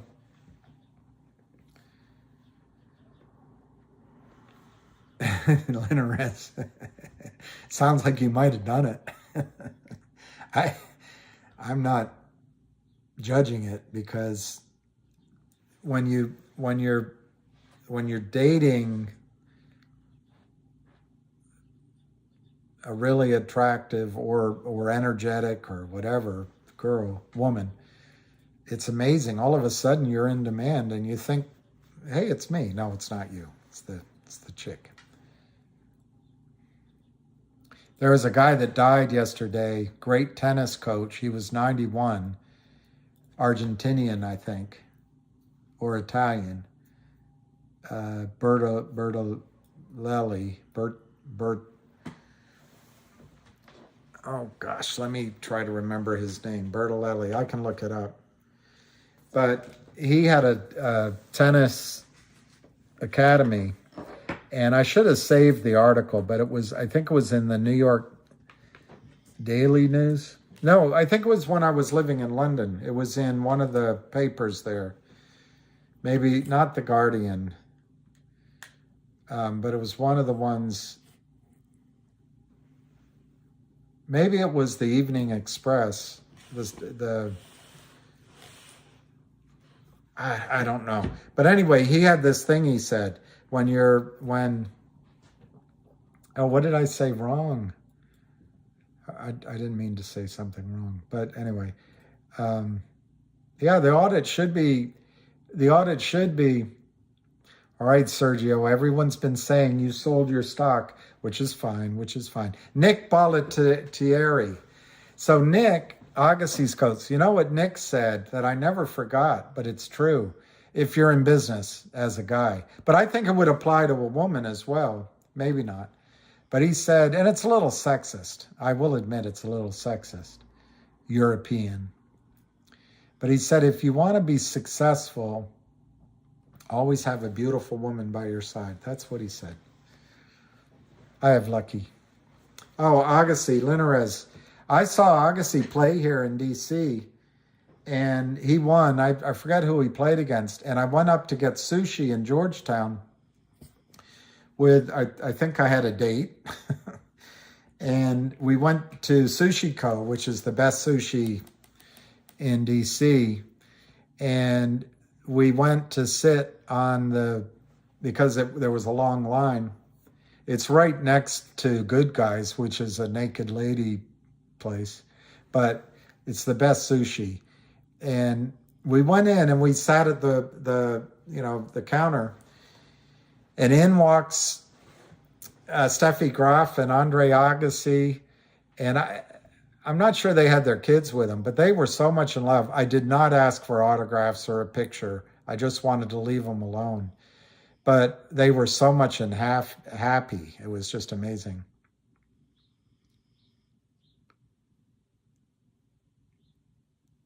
There you go, Woody. All I know with GTII, CRTD, and finger is it's essentially the same core group of motivated people to make them work. Obviously there's some distinctions and differences. There are other plays out there that make sense. And I'm not trying to dissuade people from being in them. I mean, as an example, let me show you one thing. Skinny whale likes raw fish. Is that what you said? Are you out of your mind?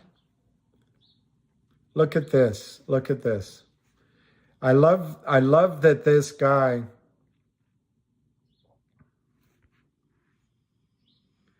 and no, I didn't. I went to that club with brokers when I was in my 20s, and then maybe a couple times in 30s, not very often. And I've got to be, I was thrown out of one of them, not that one. There was one on H Street. I was thrown out of because I got in a conversation with one of the dancers by the side of the table, and we were having a great conversation, and she made some point, and I said, oh, I agree, and I touched her shoulder or something. I don't know, I got thrown out for having a conversation. Anyway, look at this. I get bored at those places is my bottom line. Look at this, Frank Benedetto. I just want to show you this. He's the IR consultant for, thank you very much, Sergio. This is a new thing I'm learning. And I've just had an idea that what I might do is use any monies I receive to start some sort of coffee cup or t-shirt or hat or something that we can all buy.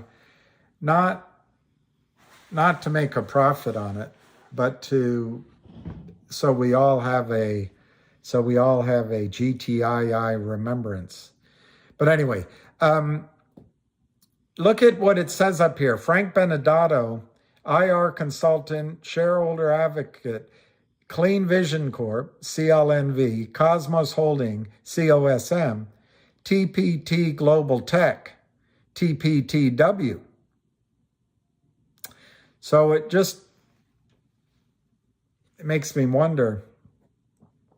Yeah, nothing in life is free. That's true. That's true. Nothing in life is free. I know. I'm learning that lesson. Learning that lesson.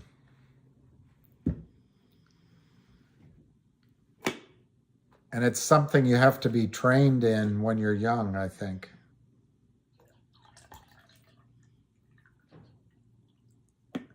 Which one, Big Orange, will play games? You think COSM? Maybe. It's a good point. All right, GTII is 97 cents. Everything else is down.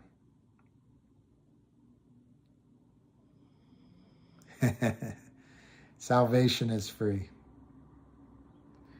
Except you have to give up your pride or your stubbornness. Water's free, but it's I think it's going to be one of the biggest. Fire seems to be free, but I think water is going to be one of the biggest commodities in your lifetime. Spiny, who hasn't been thrown out of his... That's pretty good.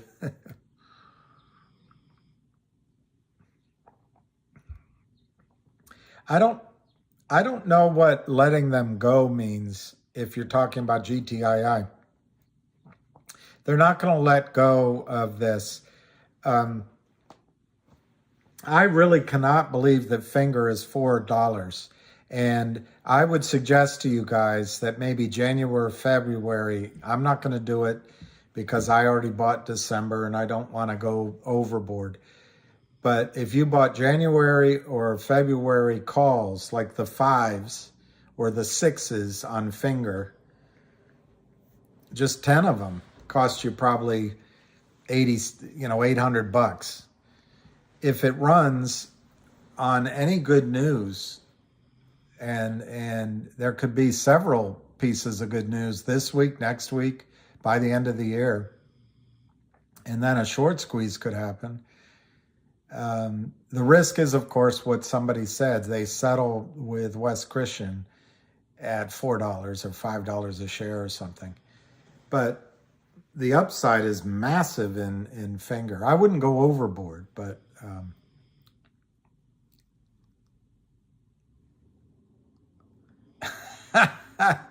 my Finger calls got crushed last month and this month. Oh, there's Jack.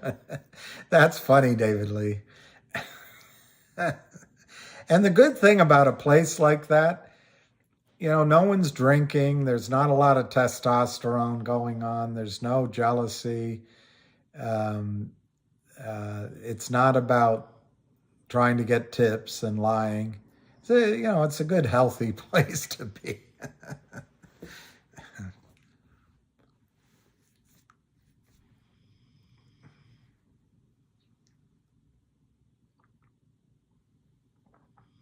Yeah, Shannon, I think, no, they didn't do that, but they, as my sister would say, they lifted me bodily. They didn't pick me up, but I kept arguing. We were just talking about, I forget what we were talking about. It was politics or history or something. I said I was just talking to her, and I was willing to give her money, and they just, they picked my elbows, and they're bigger than I am, and were just moving me toward the door, listening to my crap. And all my friends are in there. I just wanted to sit with my friends, have another beer. But anyway, so that's before cell phones. I was out on the sidewalk, and I think I went and got my car that was parked in the alley and went home. I don't know CGRA. Yeah, mine are no bueno. In fact, I was hoping they were going to do something today. But Finger,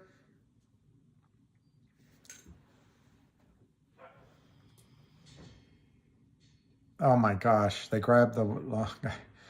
I'm not that tall. No, not at all. But my mother is Italian. That's all you need to know. That's why I am as tall as I am. But I was younger, and I could... It's not... I never liked to fight at all, but I had a mouth sometimes. Always about right and wrong. So stupid. Who cares about right and wrong?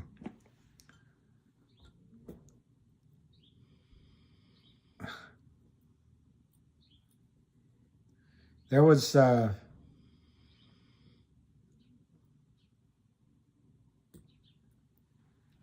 exotic dancer. How about tiny dancer? All right, I want to show you something on finger. It's at 410. I can do it right here, I think.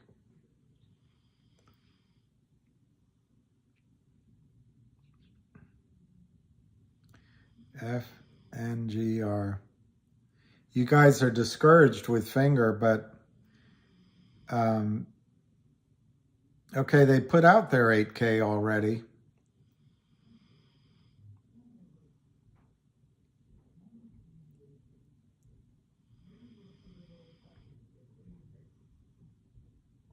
So on November 28th, or it's an amendment, they put out that they're going to be participating in the Benchmark Company's 11th annual Discovery of One-on-One Investor Conference.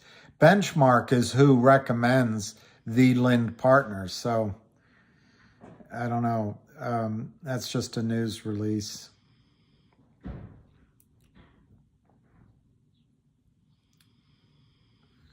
There's another current report on November 22nd. Another news release. The company entered into, on August 15th,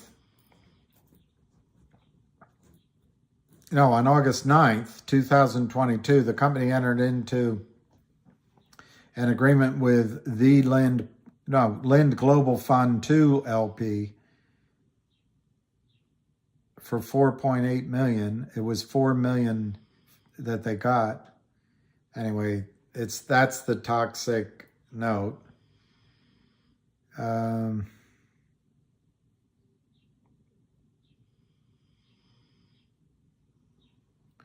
right, I'm going to view all of their filings.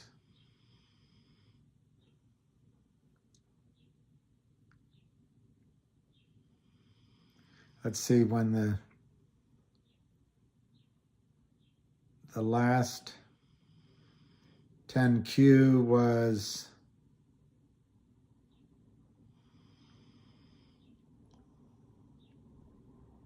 so actually it might not be for the quarter ending August 31. They filed their 10Q. I don't see a date. I'm looking for the date.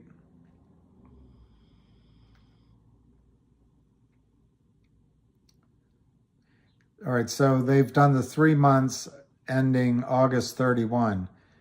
I just want to see when they filed it compared to the end of August.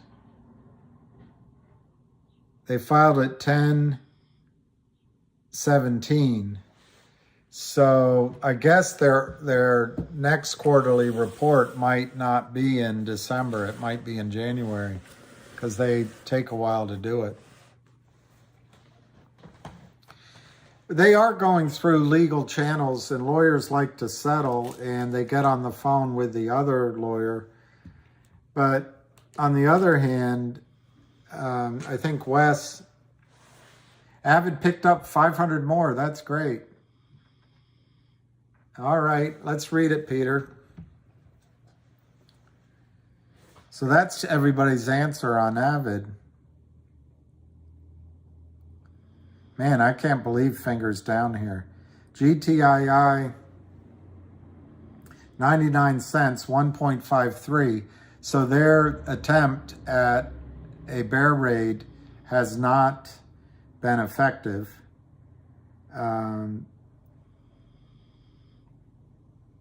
going to answer pretty young things. KYP, question on Mmtlp to the best of my ability. But in the meantime, I was going to look at the tweet from Avid.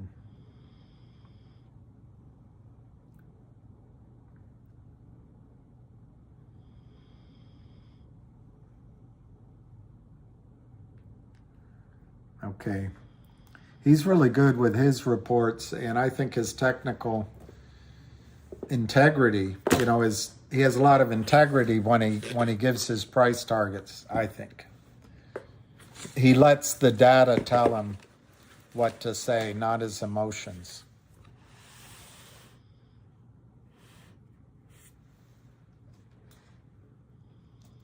What happened?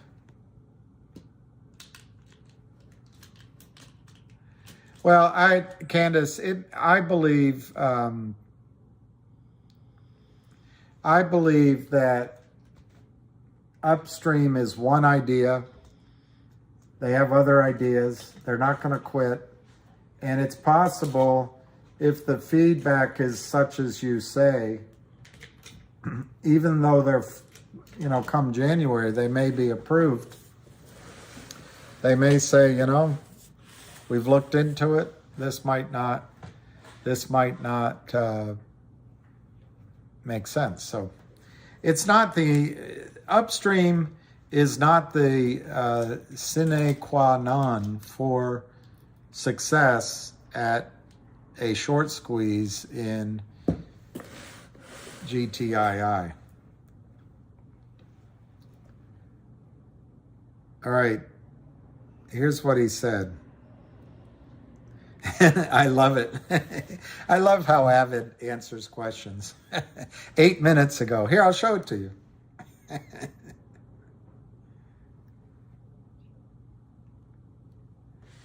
Here, I'll show it to you, his tweet. Avid Trader, 8 minutes ago. More GTII. Hope this answers your questions, your is GTII done questions. I put my dollars where my mouth is. Might buy another 500 today. So there's what he paid. He paid 92 cents. And he said he might buy another 500. Yeah, Keith, that would happen. But imagine if the squeeze happens before then. Imagine, if you will, a world. Imagine all the people.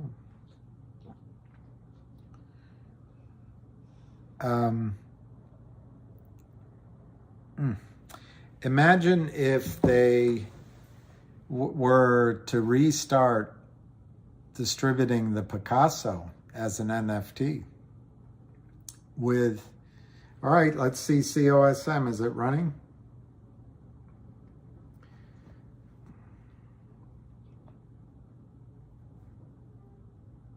It's up 5 cents, 58.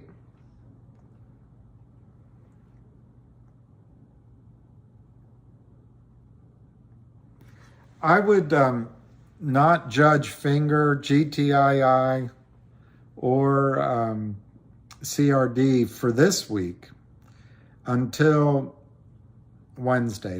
I would just tell you the impact that Jeremy Frommer might have might be good. CLNV is slightly down. I've got to look at OTIC because it's just doing nothing. It's down a penny.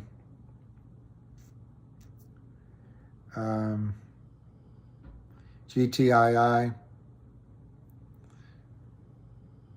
No, I've never met David Reichman or Kathy Griffin.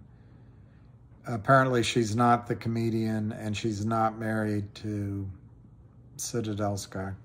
But anyway, I've never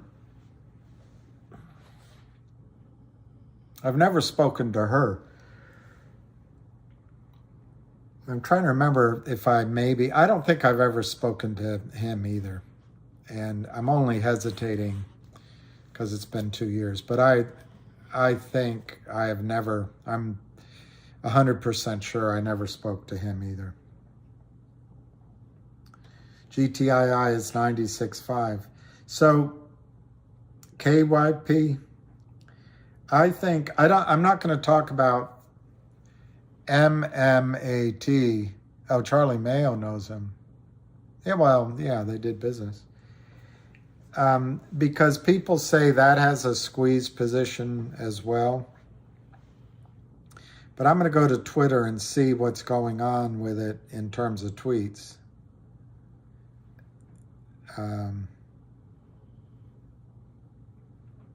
It's unbelievable. It's unbelievable.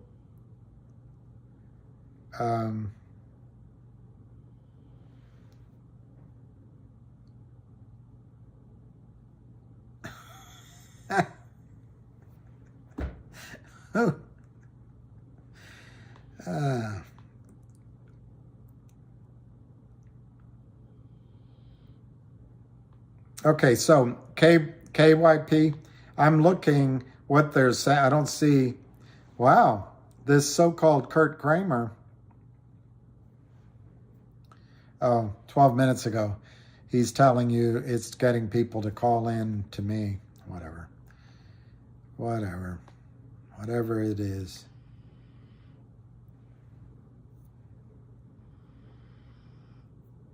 Here's a guy, Uncle Smokey, who I think has this story pretty well sussed. The OCC just confirmed our theory from the start. I took the time to write them an email, and here is their response. Notice how they neglected to answer my question. Hello. I have pressing questions. Torchlight merged with Mmtlp in 2021, and the preferred shares were traded on in the OTC. I would like to know who made these shares tradable and what happened to the opt-in change for MMAT. Were they just rolled over? Thank you. Thank you for reaching out to OCC, MMAT options. All right, that's MMAT. I'm not going to worry about that because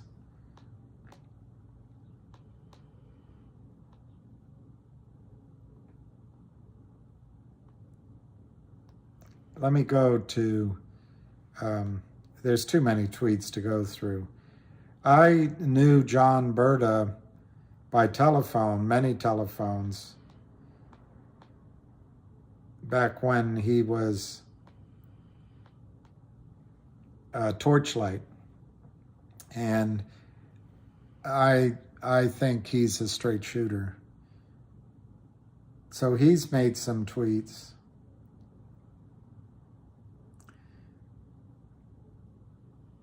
That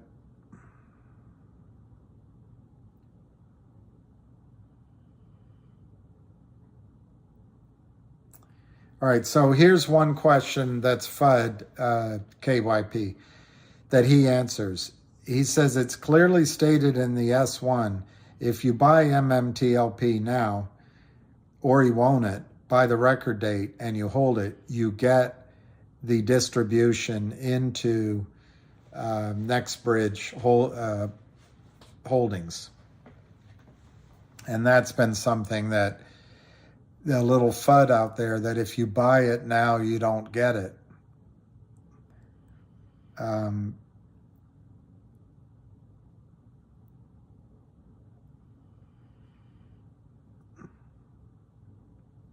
So much to read. All right, so John Berta wrote this. This Mr. Nice Guy wrote, FINRA's role in the OTC corporate actions. Federal securities regulations task FINRA with processing corporate action announcement requests by companies that trade on the OTC, rather than on a national securities exchange. Corporate actions reportable to FINRA generally include mergers, a dividend, or other distribution of security stock splits, and etc. Then he highlighted FINRA's processing function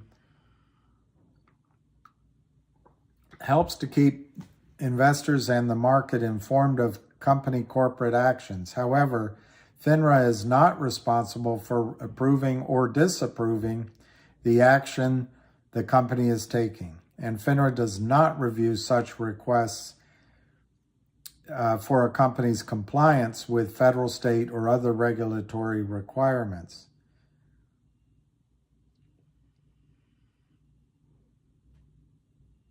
So it basically says FINRA is not responsible to approve or disapprove.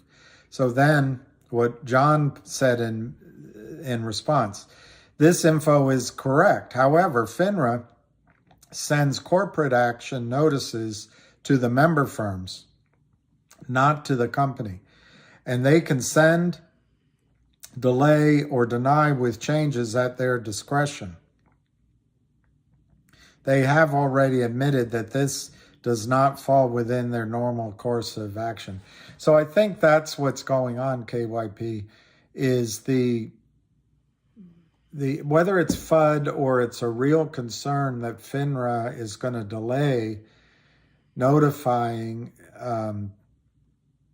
brokerage houses. We're going to find out today or tomorrow.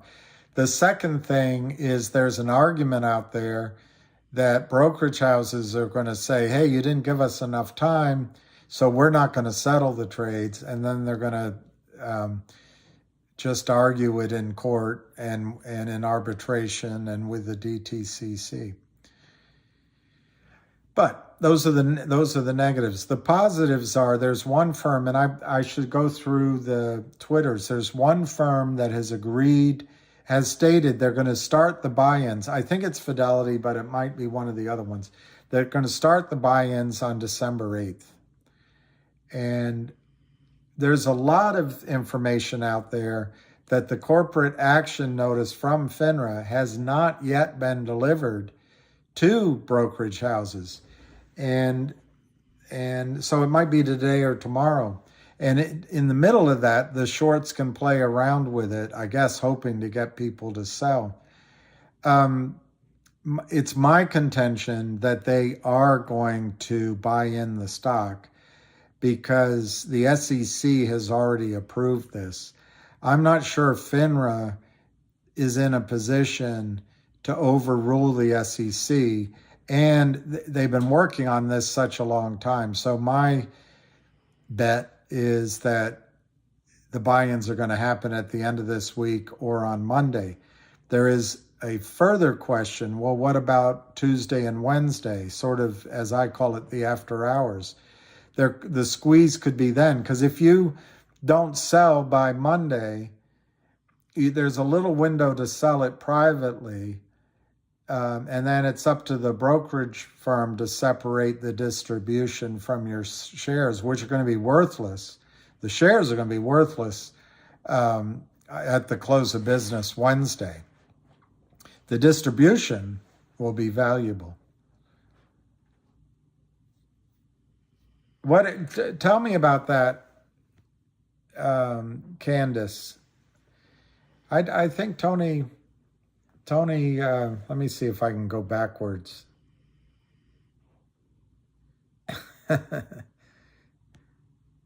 Can't.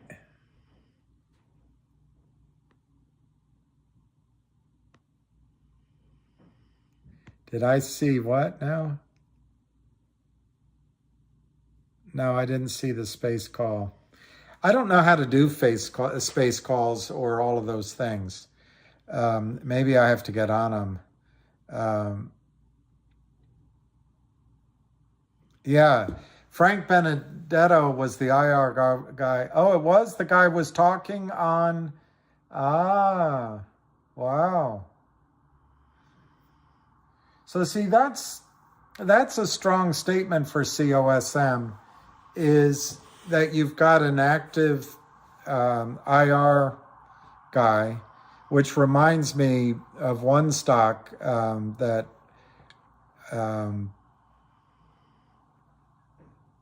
I will do a video on. Logic has a very active guy, LGIQ. Yeah, I think there'll be a ham call today, but I'm not positive. He was traveling. But I may It's 12:30. I think I'll go to 1 o'clock since I think this is a big day. But at KYP, I believe MMTLP is going to be bought in this week. I know it's up from pennies a share and up from $2 and up from $3 and up from 5 and 6 and now it's 8. So there's that risk. But then to me, the only risk is time. And if the FINRA delays it, it might sell off a little bit. But if it squeezes, I just think it's going to give us a lesson on how high a squeeze can go. And that's why I'm following MMTLP. I mean, just on the face of it, it's a distribution into a private company. You can't remain short. Now, the Dole Foods went private, but it went private as a buyout, not as a distribution of a dividend. And there's articles, Ham puts it up, Barron's, you can just put Dole Foods, Barron's. And there was a group of shareholders who sued, saying that this wasn't a fair price. Fast forward a year or two, the court said, you're right. The buyer of Dole Foods has to pay X amount more. And so when he went to buy, a lot of the shareholders didn't get anything because they just had fake shares in their accounts. What I remember is like 13 million fake shares. So what the system did, DTCC did, they just paid everybody the cash difference and just brushed it under the table. I don't think that can happen here. Well, speaking of charts and trying to chart out, like I've just did with you with GTII, when these stocks get sold off, they can snap back very quickly. And then all of a sudden, the chart is telling a completely different story. All you need is a whale to be buying and Kurt Kramer to let off of the accelerator. KM, GTII, nothing is happening this year. Ham has been BSing you guys. Nothing until March, if then. How do you know that, KM? There's two questions. How do you know what's going on with GTII? And how do you know Ham is BSing? And how do you know it's nothing going on until March? I mean, I'm glad to listen.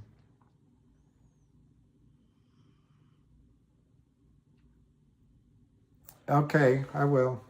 Linares. I read one of them, but I'll read it again. Or another one.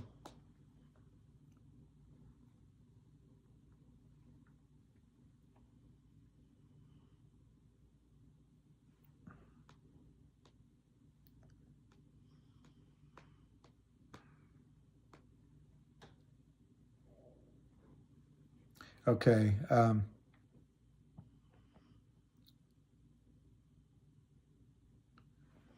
I don't know. KM might have a good point of view. He just didn't explain it.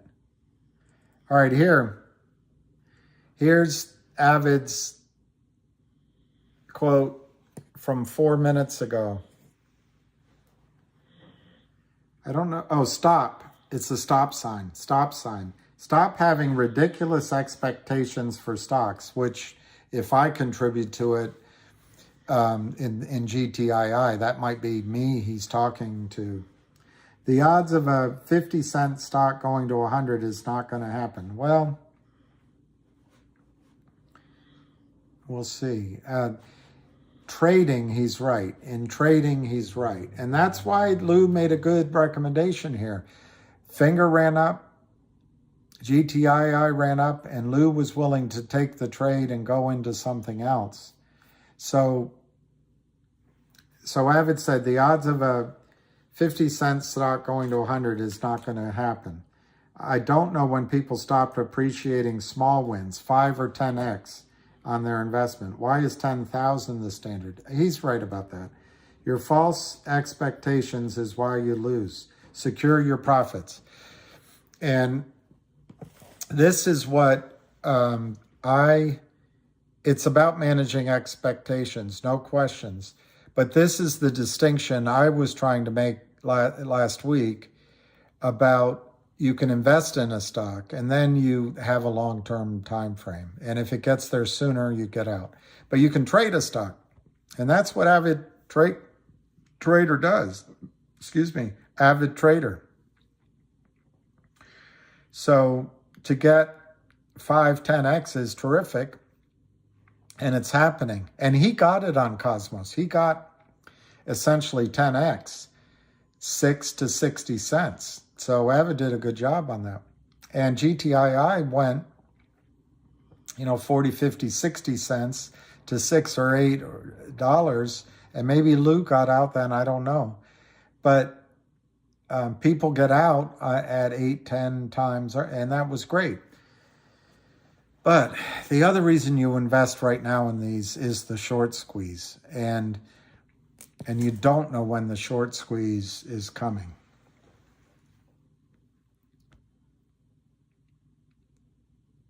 COS, $3, very possibly. Lou's saying it's going to 50 or 100.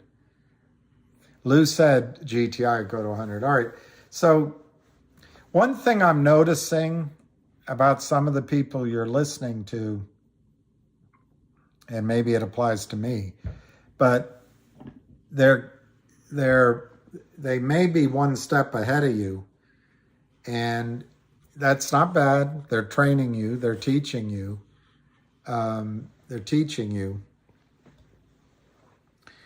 But they're taking their profits, and by giving you high numbers, they can get out while you don't.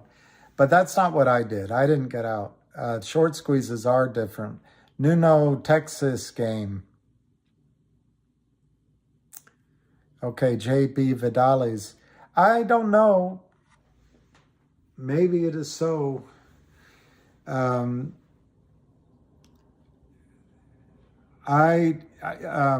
think the question on how realistically high GTII can go is if you're doing trading like Avid Trader,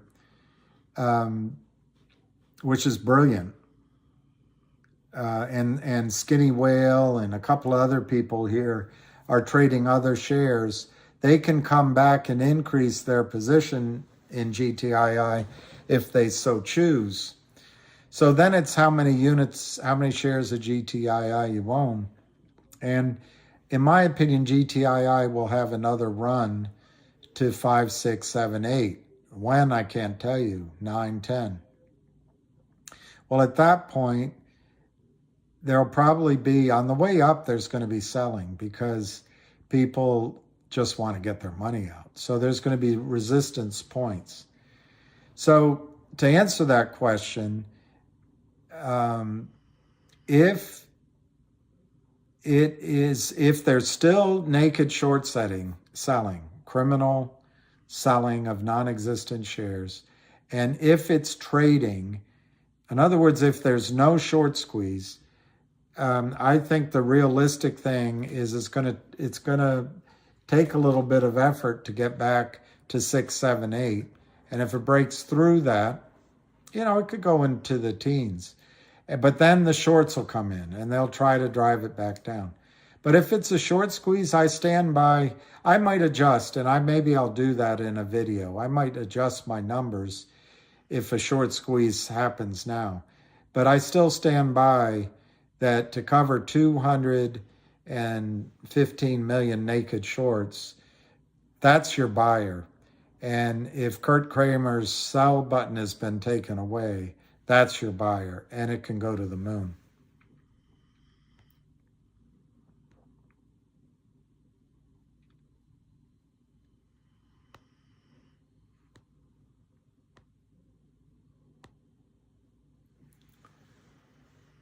See, Rocket Man, very smart. Doubled my money in CCGRA and bringing it back. That's great. What happened with penalties? This soccer game? A football game? Japan.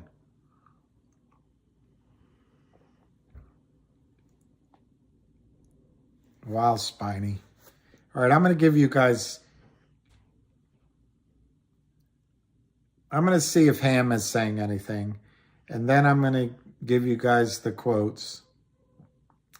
Because I want to see if there's a thing today.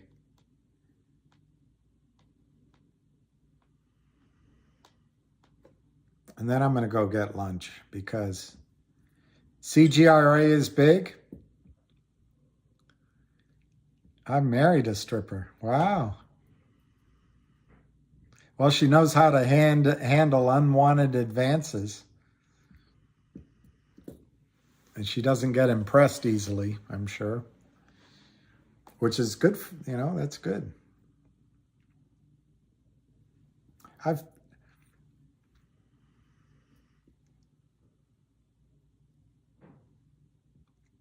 Yeah, I'd have to think about my life. All right, Ham, what's he saying? 2 minutes ago. CRTD. Ham says, tomorrow the CEO will hammer the shorts.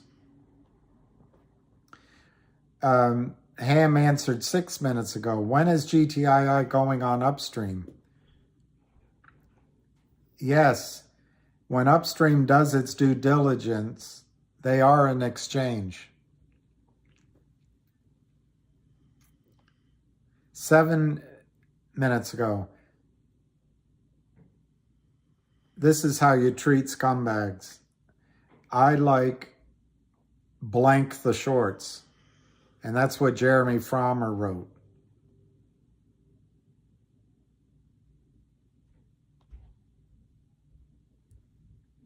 FTS.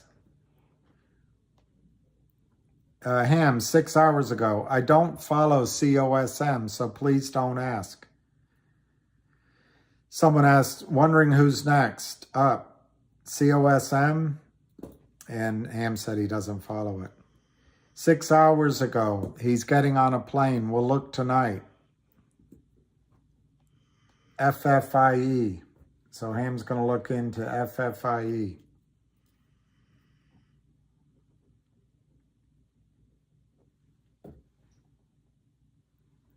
Okay, 7 hours ago, Ham said, sign up and watch Created Present at the upcoming RHK Capital Disruption.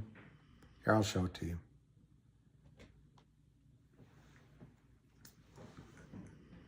The upcoming RHK Capital Disruptive Growth Conference. That's tomorrow at 3:30. He's going to talk. Sign up and watch tomorrow, CRTD. But he also includes GTI and FNGR.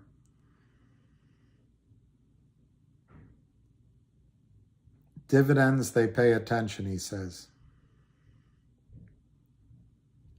And Ham says, look, I only talk about the naked shorts, not what the company does.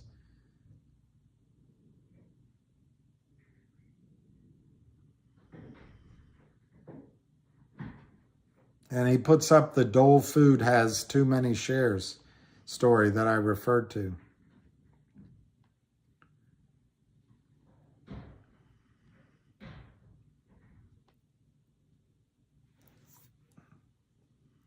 All right. He quoted Tracy, or Trace. I'm not going to pronounce your last name very well. Salowitz, Strzelowitz. Anyway, he put up, oh, I better not read this.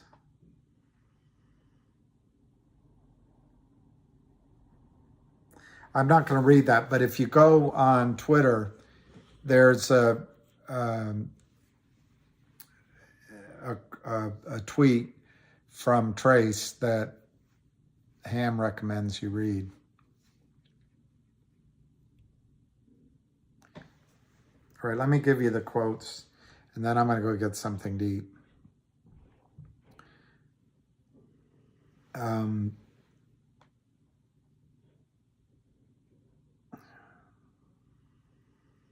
MMTLP for the hay of it, 789. I don't know what to say, KYP. I don't understand how they get that down, but they are.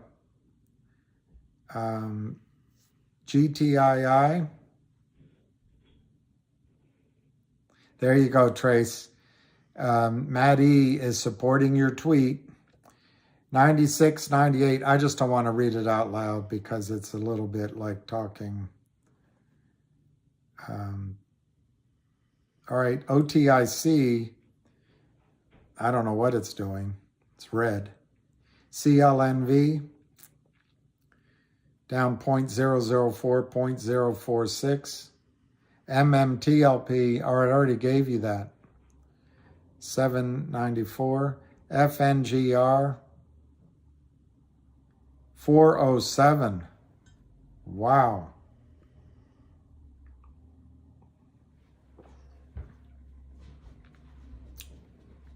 Pretty incredible. COSM. Up 3 cents at 57. CRTD. Up 3 cents at 76.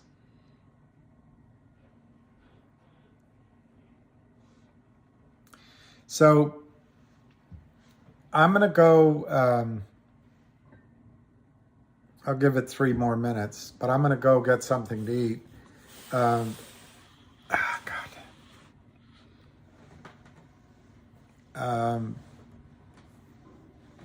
I do want to say to all of you that the pros out there know that retail are playing these short squeezes and trading. So I think Avid's advice is good. Book some profits, book some profits. CGRA, sure, I'll look at that. Is that the one that's up today?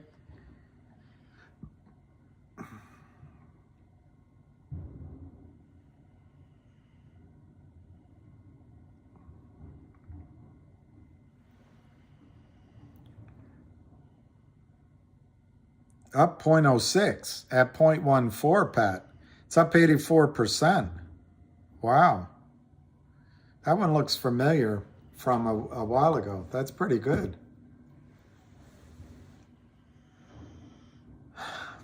Raw Beauty. Up on weed news. Wow. DC's full of that smell. Italian sounds good. That sounds good. I would like that, but I might get, I don't know. Italian sounds good, actually. It's a good idea, Dan. Well, let me tell you guys about always scalping and all that and trading. It is true what Avid's saying, but if you're trying to be like Skinny Whale's doing, and a couple of other of you, it's just she's the one I'm remembering. If you're trying to be, as Lou suggested, you try to become a mini whale by buying COSM, if it works, or as I'm suggesting GTII, once you have a portfolio, you know, maybe now it's $1,000, in a month it's 10 grand, or maybe now it's 10 grand, in a month it's 100 grand. Then you can do 10 plays and you can scalp them because you're already feeling comfortable. Oh, lucky boy. Lucky boy. He does have a way of sniffing. I don't know, Key, about CGRA, but I would have to say that since it's up 80% and it's still under 10 cents, I'm going to look at it at lunchtime.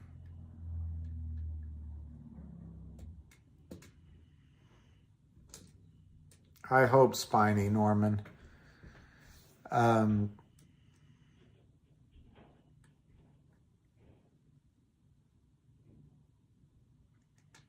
I don't know what to say about it.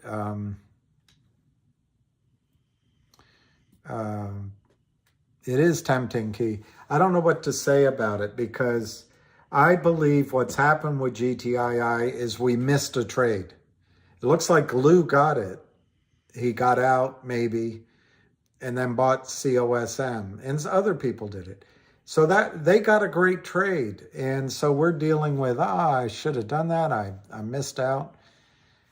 But that's different than saying that GTII isn't going to go up. And we'll have our turn, in my opinion. We'll have our turn.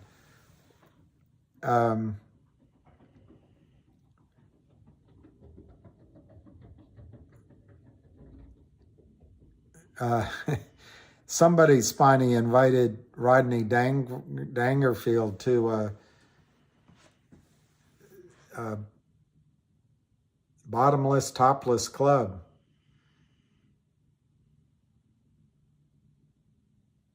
I forget how he says it. And he says, I went. No one was there. They were bottomless or no one was there. I bet CGRA could have a little bit of a pullback, but I don't know. And, you know, anything up 80% might have a tiny pullback during the day, and then you can buy then. But I'm the king of fear of missing out. I view it that if you want to be in it, buy it. It's already 15 cents. Splon Reach Runner. Oh, it's 15 cents. I misread it. I misread it, Splon. I was remembering, or I read it correctly, but I was remembering 0.069. 0.069 is how much it's up today. Let's just see if there's a chart on it. Not that my read.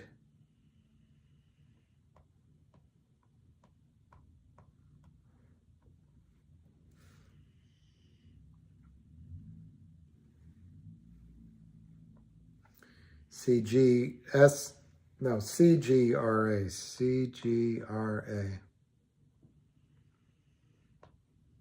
Wow. Wow.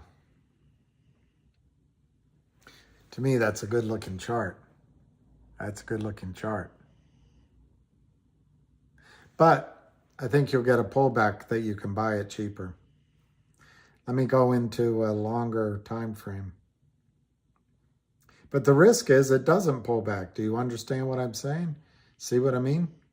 See what I mean? It's already, for 2 years, it's in all of its highs. Let me go for 5 years. Yeah. It's making all-time highs. All-time highs.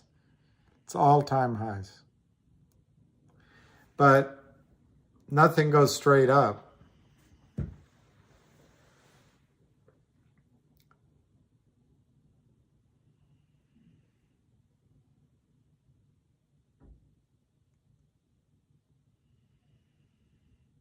Sergio, I think that's right. I made the mistake with COSM at first. I'm not saying now. I'm not saying now. I paid too much and then got out for a small profit.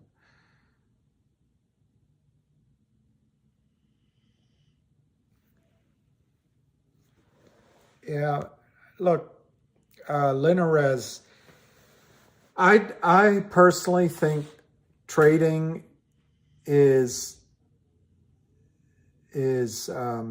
hard to do, and some people are good at it if you sit around a computer all day. But the reason I've focused on, and I don't just focus on GTII, it's, you know, finra and Crtd and a couple other things, Mmtlp. But it's that it's a chance, it's a setup, as Ham says, the best setup for a squeeze he's seen. And so it's just knowing. Wow, that's great. You guys are much better traders than I am. All right, it's 12:55. I'll go 5 more minutes and I have to eat. I have to eat. Our nation's got to eat. Oh, it's an acquisition. Ah. Ah. Well, it's still going up. It's up 90% now. Where'd you hear about it?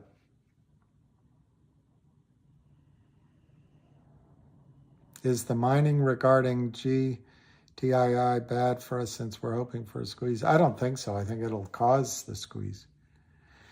Yeah, I think I'm going to come back because I think he's talking, so I will. But he might not be, but we'll see. I'll plan on coming back. Cgra is up 90%. That's pretty impressive, guys. COSM, by Sergio. COSM is up 4.57. CRTD, I think, could be the one that moves tomorrow or Wednesday. That's up 5 cents, 74 cents. And Mmtlp, I think, could run this week, but it isn't. It isn't. And then GTII,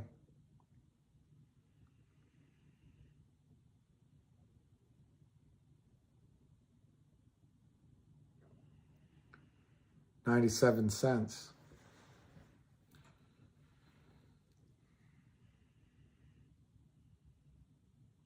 AI from Boston had, okay, I'll look that up, Candace. That's good. Oh, maybe it is. It's a weed company, so maybe it is a buyout because there's probably consolidation going in that industry.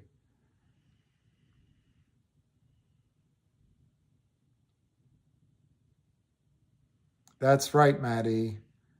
GTI also has Trento mine deal on the table. Oh, the one. I'm never speaking to the one again. Got in at 4 cents.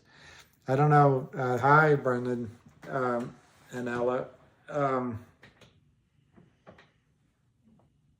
Yeah, it's struggling. $1 is a psychological number. Yeah, Rob Beauty. That's what I wonder is, does Mmtlp, because the story's been out there so long, as you put it, do they have a workaround? And I wonder. But then I wonder, Raw Beauty, I wonder if that's the FUD right now. And if FINRA puts out the corporate action notice today at 5 or tomorrow, and if, I think it's Fidelity, buys in on December 8th, I don't know, it's just tough. Now, the worst that can happen is you just end up with shares of a private company, which probably will end up shares of a public company down the road in a buyout. I also wonder who wrote the book of love. I wonder.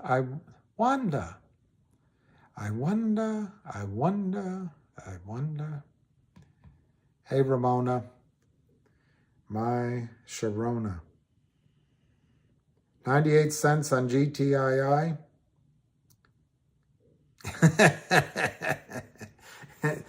I'm all jealous of the one, too. 75 cents on CRTD.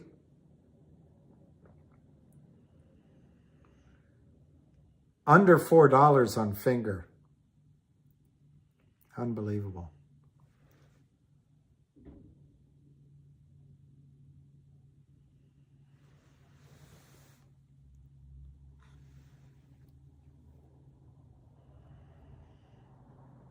Ah, Joe Estrada. So they're the acquirer. I think so, Andy. I think it can get, if it goes to 9, it's going to go a lot higher. If it goes to 9 with volume rather than just a spike. They're just trying to get people out of Finger. I think it's also to start the negotiations, legal negotiations from a lower number. And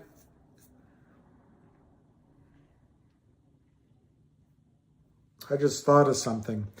The Lind company partners might be arguing that they still have a right of conversion in their note.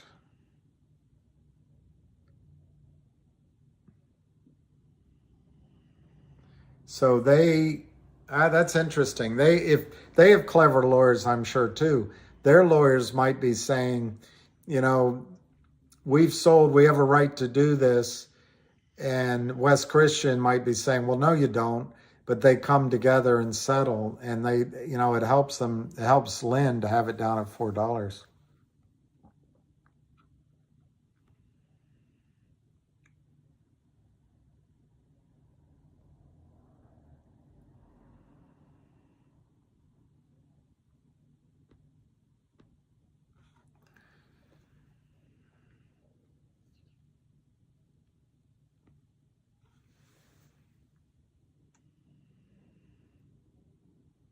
Yeah, Linarez, I have one idea that I wanted to do a video on that I'll put out that I think is more of it could have a short squeeze, but it's much more of a 8 to 10 multiple in sort of a 3 month to 6 month time frame. I think Bill did say once the algo short anything that runs more than 5. Yeah, I was thinking about that this morning, that maybe the algos do take over in terms of shorting and buying. CLNV is down 0.0044.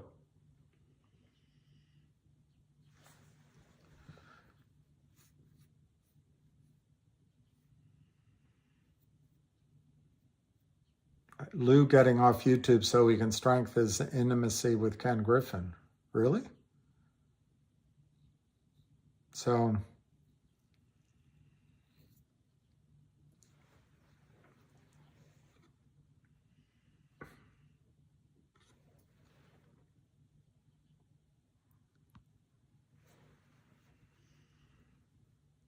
yeah, it's just a money laundering. Yeah. Weed company, but acquiring an oil company. Joe Estrada, weed company, but acquiring an oil company. Oh, wow. All right, I'll try to read about it. Here, this is my sign out. I'm going to sign out.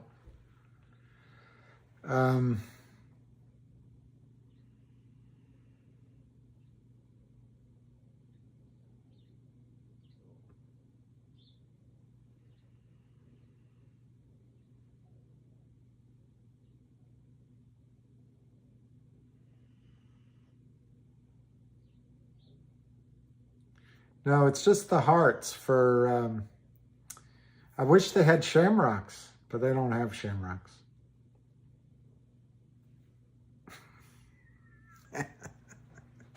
All right, I'm going to go get lunch. All right, Alicia and Matt and Ahmed and Ramona.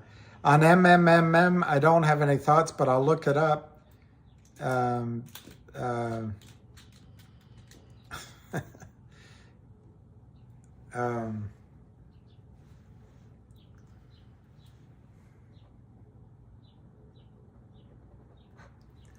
I'll look it up. Yeah, I got to go wash my face. Ugh. I like Italian. It's a good idea. Moon River. That's a great scene. Who filed for upstream in October? Ramona. Let me look and see if you said.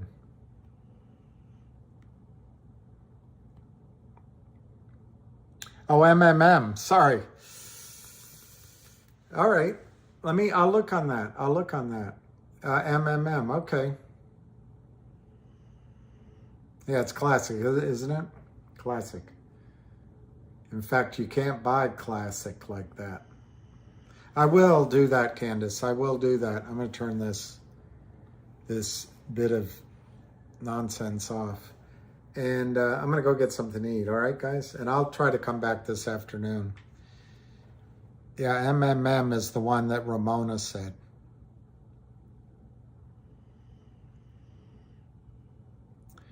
Yeah, Mmtlp was some sort of spinoff, and there's some question about the validity of it, but then I'm not going to read that XRP general. That's not funny. So, all right. See you after lunch sometime.